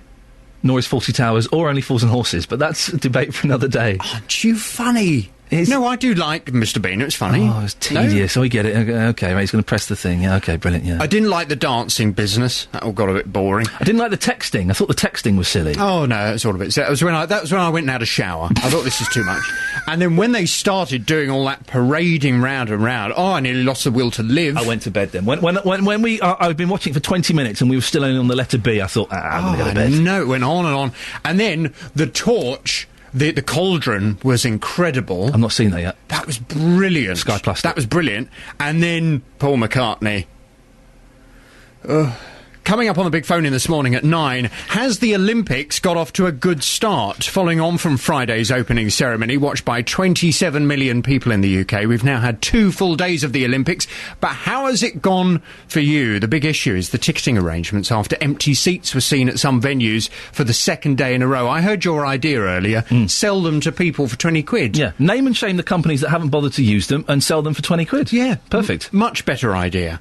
Well, in a statement, LOCOG has said the events had been packed to the rafters and any gaps in areas reserved for Olympic and other sports officials would be filled. But that doesn't really help those who've missed out on getting seats in the ballot. Doesn't make them feel any better, does it? Well, on the big phone in this morning at 9, I want to hear your views. I want to hear your views on the opening ceremony, and I want to hear your views on how it's gone ever since the opening ceremony. Has it got off to a good start? Somebody tweeted me straight after the opening ceremony to say that was the most boring opening ceremony of the Olympics. It's made me embarrassed to be British. There were some people saying that they thought it was embarrassing. It was too left wing. And that it was a nonsense. My wife, who's half Greek, was she's watching it and she's going, I'm just seeing a field. I can see that in the countryside. And then she made me watch the Greek opening ceremony from 8 years ago, going, this is how it's done. It was awful. Was it terrible? It was awful, yeah. Was it? Cheap? A little bit, yeah. A little bit. But I'm seeing a field. I can see that in the countryside. Why do I want to watch that on TV? I thought the scenery was amazing, and the chimneys coming out. Yeah, that was incredible. It's good. Most of it was brilliant, and I could just watch the Queen being dropped out of a helicopter all day. I love the bit where Bond is stood... Sorry, we'll stop talking in a minute and we'll get back to the show. When Bond is stood behind her and he just... Yes, Mr. Bond. I thought it was just wonderful. I know, and we were all expecting you to be the lookalike. That was going to be Jeanette Charles. That's who I thought it was going to be. And then it was her Madge. Yeah, brilliant. Oh, it's brilliant. Has the Olympics gone you're off... still going, sorry. I thought you'd finished. I was building up to go to the weather. Steve's waiting. I'm just going to ask the question one more time. Sorry. Has the Olympics got off to a good start? 9 o'clock, big phone in. Thanks very much. Let's get the weather now with Steve. Beds, Hearts and Bucks weather. BBC Three Counties Radio. Steve, what have you got for us, please? I like the opening ceremony. It was good, wasn't it? Yes. Yeah. There were some bits that maybe, were a bit tedious, but the most part was good. Yeah, stop complaining, enjoy it. Today, then, a dry start with some sunshine, but clouds are going to build. And there's your weather forecast from me, Steve Weston. Thank you, Steve. Across Beds, Hearts and Bucks, this is BBC Three Counties Radio. Well, we have a traitor in our midst. The Olympics, the equestrian team eventing cross-country challenge takes place today, and this means that the horses and riders must complete the course containing up to 45 jumps in Greenwich Park. Anna Ross-Davies from Hertfordshire has been coaching one of the competitors...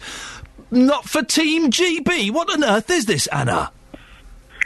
Good morning. You've been helping the enemy. What are you doing? Yep, I have been helping the enemy. I'm afraid. Who have you been working with?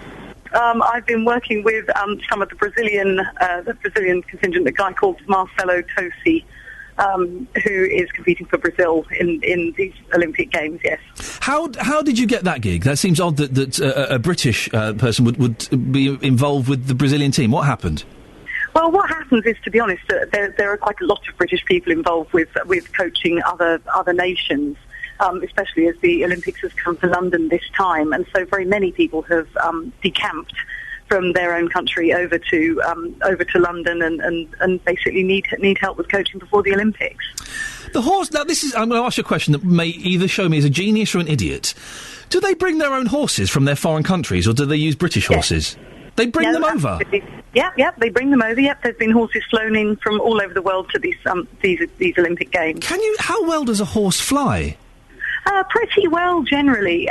They are usually reasonably calm about it. There is a bit of a moment of worry where they are lifted in a crate by a crane up into an aeroplane. But by the time a horse has got to an Olympic Games, generally they are seasoned travellers and are used to being in all sorts of situations. And how long has the horse been in the country? How long does it have to acclimatise? The horses generally would come in about 3 to 4 weeks before, and some have been here training since last year. These London Games are very special to everybody, and there have been huge sort of life changes made by many riders to be here and in the best possible chance. Today's event is part of the eventing competition. I know very little about equestrian sports, Anna, so tell me, how does that work? Basically, it's known as 3-day eventing, and it starts with what they call the dressage competition, which is the I've been helping with, and that is an obedience competition.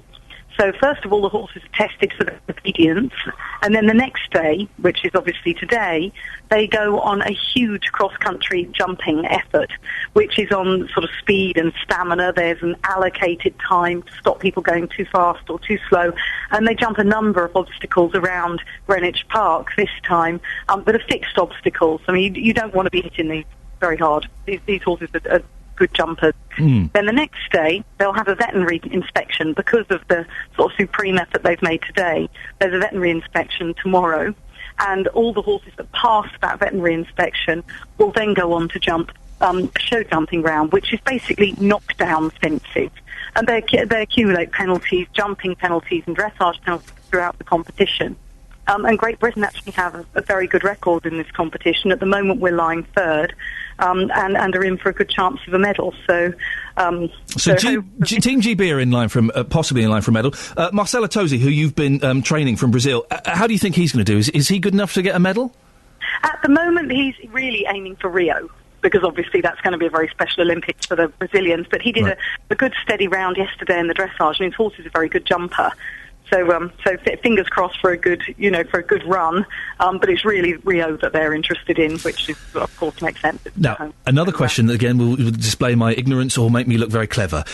Obviously, there are personalities involved with both the horse and the rider. Do they ever kind of fall out? Yep, very often. Do they?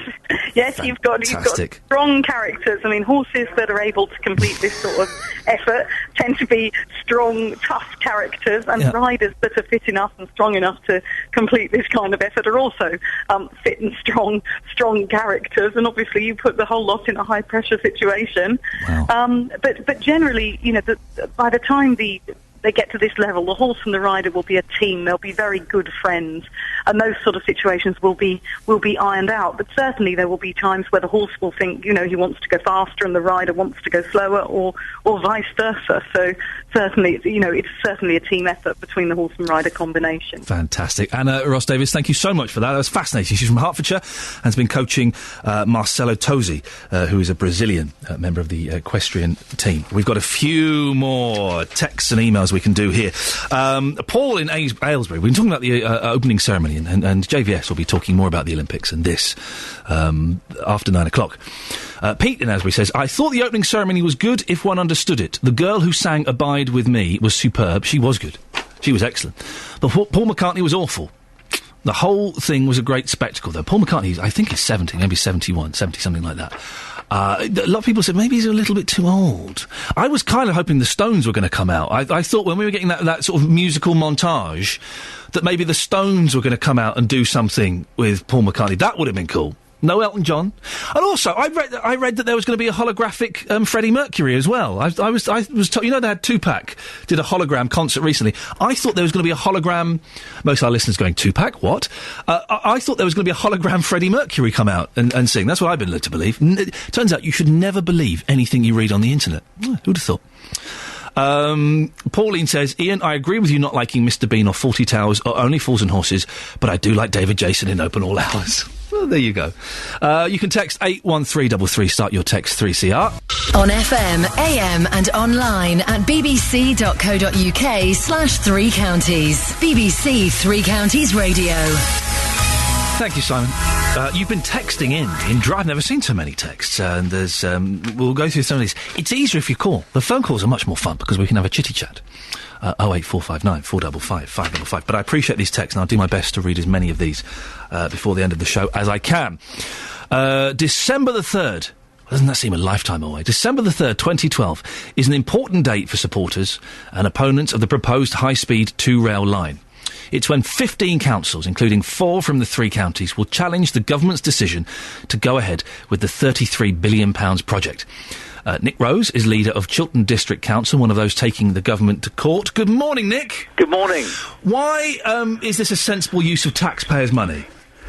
Well, because the case for HS2 is so economically illiterate and abysmal, it is going to waste a colossal amount of taxpayers' money.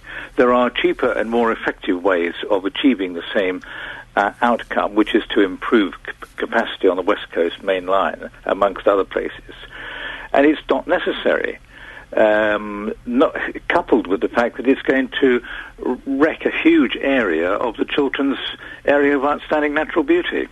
How much is the action likely to cost, Nick? Well, I couldn't really say at the moment because it's difficult to estimate that sort of thing. But millions? Oh no, I wouldn't have thought so. Right. No, legal actions of any kind are always expensive. But somewhere of the order of a few 100,000. Why December the 3rd? Why is it taking so long to get this into place? Well, that's the date which has been set by the court. Right. Okay. Therefore, there was a case management conference last week, and that was the date which Mr. Justice Ousley has set. Is your aim to stop HS2 altogether? Well, obviously, our aim is to prevent an unwarranted, economically bankrupt intrusion into the landscape. Yes, it is. There are several reasons for stopping it. Simply because each constituency throughout the entire country is going to lose £51 million worth of investment because it's going to be poured into the HS2 black hole. It's just not good use of taxpayers' money. Nick, thank you very much for that. Now, we'll be following this as it continues. That's Nick Rose there, who is the leader of Chiltern District Council, and he's taking the government to court in an attempt to halt the HS2 scheme that will cost £33 billion. Ouch. The 2012 Olympics got underway in Hertfordshire yesterday with the first heats in the men's single canoe and single kayak at the purpose-built canoe slalom venue at Lee Valley Whitewater Centre. Great Britain's K1 competitor is Richard Hounslow, and after posting a time of 94.40 for his first run, he was left needing to record a faster time in his second heat to qualify for Tuesday's semi-finals. That's exactly what he did, with a time of 89.12, and just after climbing from the water, he spoke to our Olympics reporter, Luke Ashmead. As soon as your name gets announced, the crowd, just goes crazy, and, it's really nice. There's so much support here. But it does add a little bit of pressure on you, but, that's part of my job, dealing with that pressure. I've been down this course, more times than most people, so it's just a case of, putting the boat where it needs to be. Like you say, I did make it difficult for myself. A couple of very light touches on the first run, knocked me down, but... I've done enough, and I live to fight another day. That really was the only difference, wasn't it, between the first and the second run? It's very similar in timings with that 4-second penalty. Yeah, definitely. I think I might have been a touch quicker there on the second run. Yeah. But, my first run had loads of time in it and the two touches. But, I was on the start line there, I spoke to my coach, and he just said, you've got the time there, just don't do anything stupid. Keep it safe, keep it composed. And that's what I did. I didn't do a run there to try and win. I did a run to try and get through, make the top 15 and be on the start line for the semi-final on Wednesday.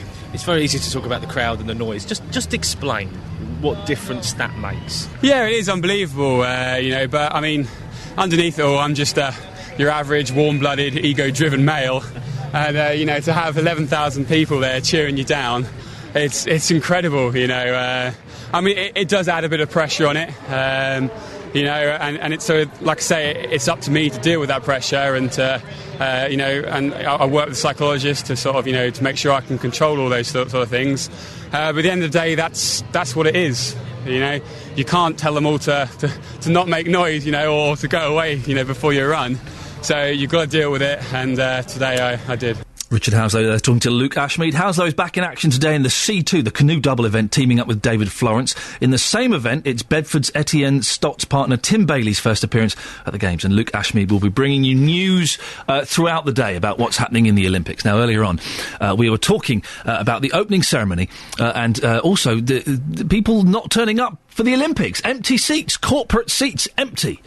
Peter in Walmer Green has called in. Good morning, Peter. Good morning. Peter, what's your view on all this? Well, my view really is the tickets for the opening ceremony were far too dear for the ordinary man in the street. Now, the Olympics, that's against the Olympic spirit anyway, because it should be a people's games. And most of the people, the only working people that were there, or the ordinary man in the street, if you like, were the people doing the work, doing all the exhibition of acts, really. Well, yeah, you raise a good point, because someone was telling me... they were doing the cleaners as well, you know? Well, exactly, but someone was telling me that the tickets were £2,012. Well, yeah, an ordinary man in the street can't afford that in any way whatsoever. No, who could afford that? Millionaires could afford it. It does seem excessive. £2,012 for a ticket? I mean, they all name this the corporate Olympic Games and then have an ordinary Olympic Games for the people. So, Peter, are you saying that these Olympics are not for the people? Absolutely. Yeah. Absolutely, because if you look at it logically, I mean, there are so many rules being imposed that, and furthermore, people can't get the tickets. There's empty venues or half-empty venues, if you like. Because I noticed on the swimming and the gymnastics, and some of the children saying about they would love to have been at the gymnastics. I mean, it's horrendous. Peter, did you watch any of the opening ceremony on TV? A small amount. I saw some of it. I thought the rings were brilliant. Yeah. I mean, the flaming rings were brilliant, bringing into, if you like, into the way industry evolved, basically. But some of it was tat, really. What bit did you think was tat, Peter? Well, I didn't watch all of it, but I thought some of the singing and bouncing around type things that were... It's for the cheaper masses, if you like, and the masses weren't there. Yeah. You didn't like the bouncing around? No, I really didn't. There was some very, very clever, the lighting of the cauldron. That was very, very clever. See, I've missed the lighting of the cauldron. I've taped it, and I'm going to watch that this afternoon. Very, very clever. And have you watched any of the sports, Peter? I've watched quite a bit of the sports. I've watched the boxing. I don't support the Team GB. I can't, because I've never been able to support a team with a cheat in it in my life. Okay, well, let's not go any further. I don't want to know who you're pointing the finger at being a cheat. But Peter, thank you very much for that. Peter thought those flaming blooming rings was good, but there was some tat in the opening ceremony. Jonathan will be talking about this more after 9 o'clock. So if you've got a view on the opening ceremony, let him know. Alex in Luton has emailed in. I think that the issue with Olympic tickets is a disgrace.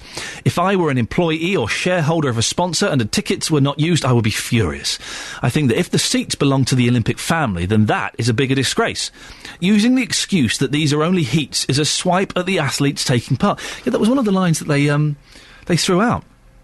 And goes against the statement that it's the taking part which is important. Also, it's a PR disaster. From previous experience of the red seats at Wembley, I'm assuming they're the good ones, you would have thought these seats would have been allocated outside the camera angles so they were not obvious. One last thing, come on, GB, says Alex in Luton. It does make you think, doesn't it? What should they do with those empty seats? I think name and shame the companies that haven't bothered to turn up. Sell them for 20 quid, a little booth. Have a little booth outside. You know, a little man in a hut. You queue up in the morning if there's any tickets left over that the suits haven't seen fit to use. 20 quid. Sounds perfect. Beds, Hearts and Bucks News. BBC Three Counties Radio. It's 8:45 on Monday, July the 30th. These are your headlines on BBC Three Counties Radio. Transport officials have warned people going to work in London to plan ahead today on what is the first weekday of the Olympics. Transport for London say the network has functioned well so far. Police in High Wycombe are appealing for witnesses after a man was found with head injuries in Castle Street in the early hours of yesterday morning. In sport, Hertfordshire's Lewis Hamilton achieved his second win of the season with victory in the Hungarian Grand Prix. The weather for Beds, Hearts and Bucks. A dry start with some sunshine, but developing cloud will bring the risk of a few showers. Maximum temperature is 19 degrees Celsius. Coming up, Paula Radcliffe has pulled out of the Olympics. Next we'll hear from the British Society of Rheumatology to find out what this means for the marathon runner. And Jonathan Vernon-Smith is here at 9 with the phone in. Today he's asking, has the Olympics got off to a good start? We have got shed loads of stuff left for you in the last 15 minutes of the show.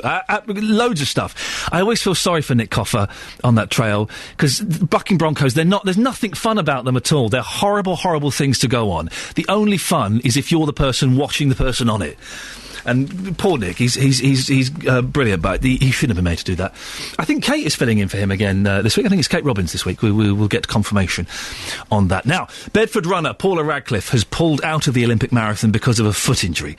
In a statement, she said, from the day when it was announced that London had won the bid, taking part and performing well in the London Olympic Games has been a major goal in my life. She went on to say she was finally closing the door on her dream, knowing that she had tried everything possible. Paula is still the women's marathon marathon world record holder and a former world champion, and has suffered with osteoarthritis in her foot during her career. Chris Dayton is president of the British Society of Rheumatology. Good morning, Chris. Good morning. What are the effects of osteoarthritis? Well, the main reason why people would present to medical attention with osteoarthritis is because of pain in the joints. So that's the predominant reason why people would attend either a general practitioner or a specialist. Now, would Paula have had this anyway if she wasn't a marathon runner, or is it the marathon running that's brought this on? It's always difficult to say because osteoarthritis, by far the most important factor in osteoarthritis is age. So as we all get older, we'll all develop some elements of osteoarthritis. But some people can develop the condition really quite early in life, and that may have been because of a previous injury or because the bones and the joints just haven't developed properly. And there's definitely a significant genetic component to osteoarthritis as well that we're learning more and more about. She's possibly made it worse by running, though, has she? That would seem to make sense, because the marathon, it's not just running, it's punishing your body, isn't it? No, absolutely. So that for most of us, it's simply not possible for us to wear our joints out. Most of us, mere mortals, just can't do sufficient exercise to be able to achieve that. But professional athletes and elite athletes, unfortunately, are more prone to wear and tear. So although our joints are biological systems and have fantastic capacity for repair, they also behave a little bit like physical systems. So for our elite athletes, they can wear joints out. For example, professional footballers are much more prone to osteoarthritis of the knees than the rest of us. And in the United States of America, where the baseball pitchers have a very strange action with which they whip their arms out, osteoarthritis of the elbow is quite rare, but apparently people who are pitchers in the United States of America get quite a lot of osteoarthritis in their elbows. So you can wear joints out. And I'm sure that in the case of Paula Radcliffe, that, as you say, that the punishing schedules that she puts her body through will have had some sort of a contribution to the problems that she has. Going off on a very slight tangent, Chris, can you get it from, some people click their fingers, can you get it from doing that? There's no good evidence to show that that's the case, that you can't really damage joints by clicking your fingers. I kind of quite enjoy doing it. That's what I was aiming at. Good. You would need to set up quite a large study in order to be able to address that. Right. And follow regular clickers of fingers up over long periods of time and compare them with non-clickers. And I think to do that sort of research would be difficult. So I'm not sure we'll ever have a really good answer to that question. Okay, I think but I'm not aware of any evidence to show that clicking can make a difference. Scientists probably have more important things to pursue than I think that. That's probably right. What will Paula have been experiencing through having osteoarthritis in her foot? I'm assuming it's painful. That's the main symptom that people will get. And for reasons we don't fully understand, the condition can flare up. So sometimes it may be that a small piece of damaged cartilage might break off in the affected joint and could establish some inflammation in the area. Or a small piece of bone. The bone thickens on either side of an osteoarthritic joint, and sometimes some of that might actually die on either side of the joint and trigger off a flare-up. So it's not just a case of osteoarthritis being chronically, persistently painful. For some people, there will be flare-ups that take place in the condition. And finally, Chris, how will it affect her future? I mean, she's still comparatively young. What does it look like for her in the future? Well, I'm not party to all of the details of her particular condition, but I think one of the take-home messages about osteoarthritis is it's not inevitably progressive. Okay. We have fantastic biological systems with cartilage that does have a capacity for repair, so it's not inevitably downhill.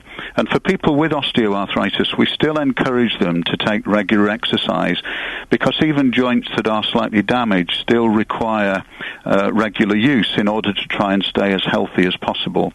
Now, whether that includes the ability to run marathons at a very elite level, I can't comment on Paula Radcliffe's particular set of circumstances, but I would imagine that as with all of us, that time is against us, so that our repair mechanisms are not as good as the years go by. But let's sincerely hope that this isn't the end of her career and that she will be able to make a recovery. And as I said before, it's not inevitable that osteoarthritis gets progressively worse. Chris, thank you very much. Chris Dayton is president of the British Society of Rheumatology. I keep being half tempted to do a Jimmy Savile impression and then backing away from it. Always, I think it's sensible to back away from the impression in these things. Hundreds of items belonging to the late Sir Jimmy Savile are going under the hammer this morning. The auction's expected to raise thousands. I think they're saying something like £200,000 for his favourite good causes. Up for grabs, everything from his gold tracksuit to his pink satin bedspread. Here's a little reminder of what made him one of our most colourful stars. Another edition of Top of the Pops. Lots of nice young ladies about with us this evening, and lots of nice records we've got. Now then. Da, da, da, da, da, da. My goodness gracious, yes indeed, ladies and gentlemen, how about that? We have a letter here. Dear Jimmy, my special thing is that I would have licked to be a dog. Music, maestro, if you please. He was bonkers, but he was good bonkers. You know, you don't get people like that anymore. Some might say that's a good thing, but I can't. Jim will fix it. We've all written to Jim will fix it, didn't we? We all wrote. I think I wanted to go and look in a police station, boring one. My sister wanted to meet Adamant. Just didn't get it. Although she met him a couple of years ago, and turns out he's a nice lad. Anyway, over the years, Jimmy helped raise millions for Stoke Mandeville Hospital in Buckinghamshire. Martin Kinch has been with Stoke Mandeville Hospital Radio since 1979. He's on the line now. Good morning, Martin. Hiya there. How you doing? Yeah, I'm all right, thank you. You've seen the catalogue of the items up for auction. What sort of stuff is being sold? Well, everything really, from just like a Jim will fix it sticker, right up to his, the famous Rolls Royce and the bubble cars and tracksuits, even the string vest, if anybody fancies one of Jim's string vests. Oh, see, that makes me uncomfortable, Martin, that there's a string vest going up. Have you got any Jimmy memorabilia yourself? Well, I've met him quite a few times. I've been on TV with him, so I've got the signed pictures, I've got the video clips, and he even took me up to Radio 1 when he was on Radio 1 doing his show up there. And with a few seconds to spare, he put me on air, and I ended up co-presenting the show with him. Fantastic! There you go. So I've got fond memories of him, really. When did you first meet him? Well, it was soon after I started at Stoke Mandeville, really, because our studios were quite near his office, because he had an office there. He even had a room there where he slept, and we often used to pass in the corridor.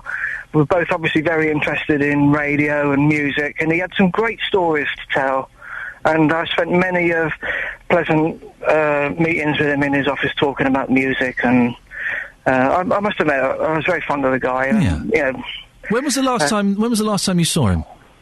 I saw him a couple of months before he became ill, and we were talking about him. He was going to come on, because I do a show at the hospital radio at Stoke Mandeville, and he was going to come and do a show with me, and unfortunately that never happened. But the last time I saw him, he was becoming a bit frail, and I remember walking away from him and thinking, this isn't the Jimmy that I know. Tell us a little bit about Stoke Mandeville Hospital Radio, Martin. Well, we started on air back in December '78, and within a couple of weeks of that happening, I joined the station, and I've been there ever since. We entertain, hopefully, the patients and the staff at Stoke Mandeville Hospital. Jimmy wasn't actually anything to do with the radio station. A lot of people think he was, but he wasn't actually anything to do with it. But we're still going strong, and I've been there now for 33 years, and in fact I should be there later on today doing another show. Fantastic. Martin, excellent stuff. Thank you very much. I'm sure they're going to raise a fortune with those Jimmy Savile stuff that's up for sale. You can have a look online and you can find out all about it and put a bid in. Now, according to a survey out this morning, people aged 65 and over would prefer to be called Grey Panthers than old age pensioners. The term OAP was deemed highly offensive. Justin Dealey has been out in Luton finding out what over 65s think. Now, Alison, you've got a real issue with the term OAP. Why OAP? Well, why not OAP? Well, elderly we are, but OAPs? Do they have to say OAP? Quite offensive to you, then. Well, yeah, exactly. And what about this term Grey Panther? We're being told I've never heard of it. I've never heard of it. No. Would that offend you if I called you a Grey Panther? Well, it depends which way you were looking at me. I take your point. But just lastly, do you think we have still got a problem in this country with ageist views? You're too young, you're too old. Age, at the end of the day, is just a number, isn't it? Well, I think so. I think so, and that's the attitude to have, I think. Age, what is age? It's how you feel. And if you're healthy, then that's fine. I can tell by your smile you're still feeling good, aren't you? Yes, indeed. Yes. So, Sylvia, this term elderly, is that offensive to you? No, not at all. I had to ask you this morning, were you above the age of 65? You keep yourself very fit. Tell us more about that. Just keep exercising, go to the gym. How many times a week? 3. I've been 3 times in the last year. How bad does that make me? Very bad. John, if somebody described you as elderly, how would you feel about that? Not very good at all. I wouldn't be very happy with that at all. It's a sign of disrespect. I'm not sure if the term Grey Panther, though, it sounds a little bit creepy. Doesn't it look like some sort of terrorist organisation? Possibly. Time for a quick text. I would have paid £2,012 just to see Mike Oldfield and the National Health Service if I'd have known, says Marion in Hemel. I forgot Mike Oldfield was there. He kind of popped up and was sort of glossed over slightly, wasn't he? Bless him. I've just been talking to Jonathan. He's got a humdinger of a show coming up. He was just whispering in my ear what we can expect. And boy, oh boy, it sounds very, very exciting. Do stick around for a little bit of Jonathan Vernon-Smith. Thank you very much for all of your texts and your emails this morning. It's greatly appreciated. Tomorrow, why don't you pick up the phone and give me a call? We can have a little chitty chat on the phone. I will be back tomorrow at 6 o'clock with your breakfast show. Coming up next, Jonathan Vernon-Smith. Getting beds, hearts and bugs talking. This is BBC Three Counties Radio.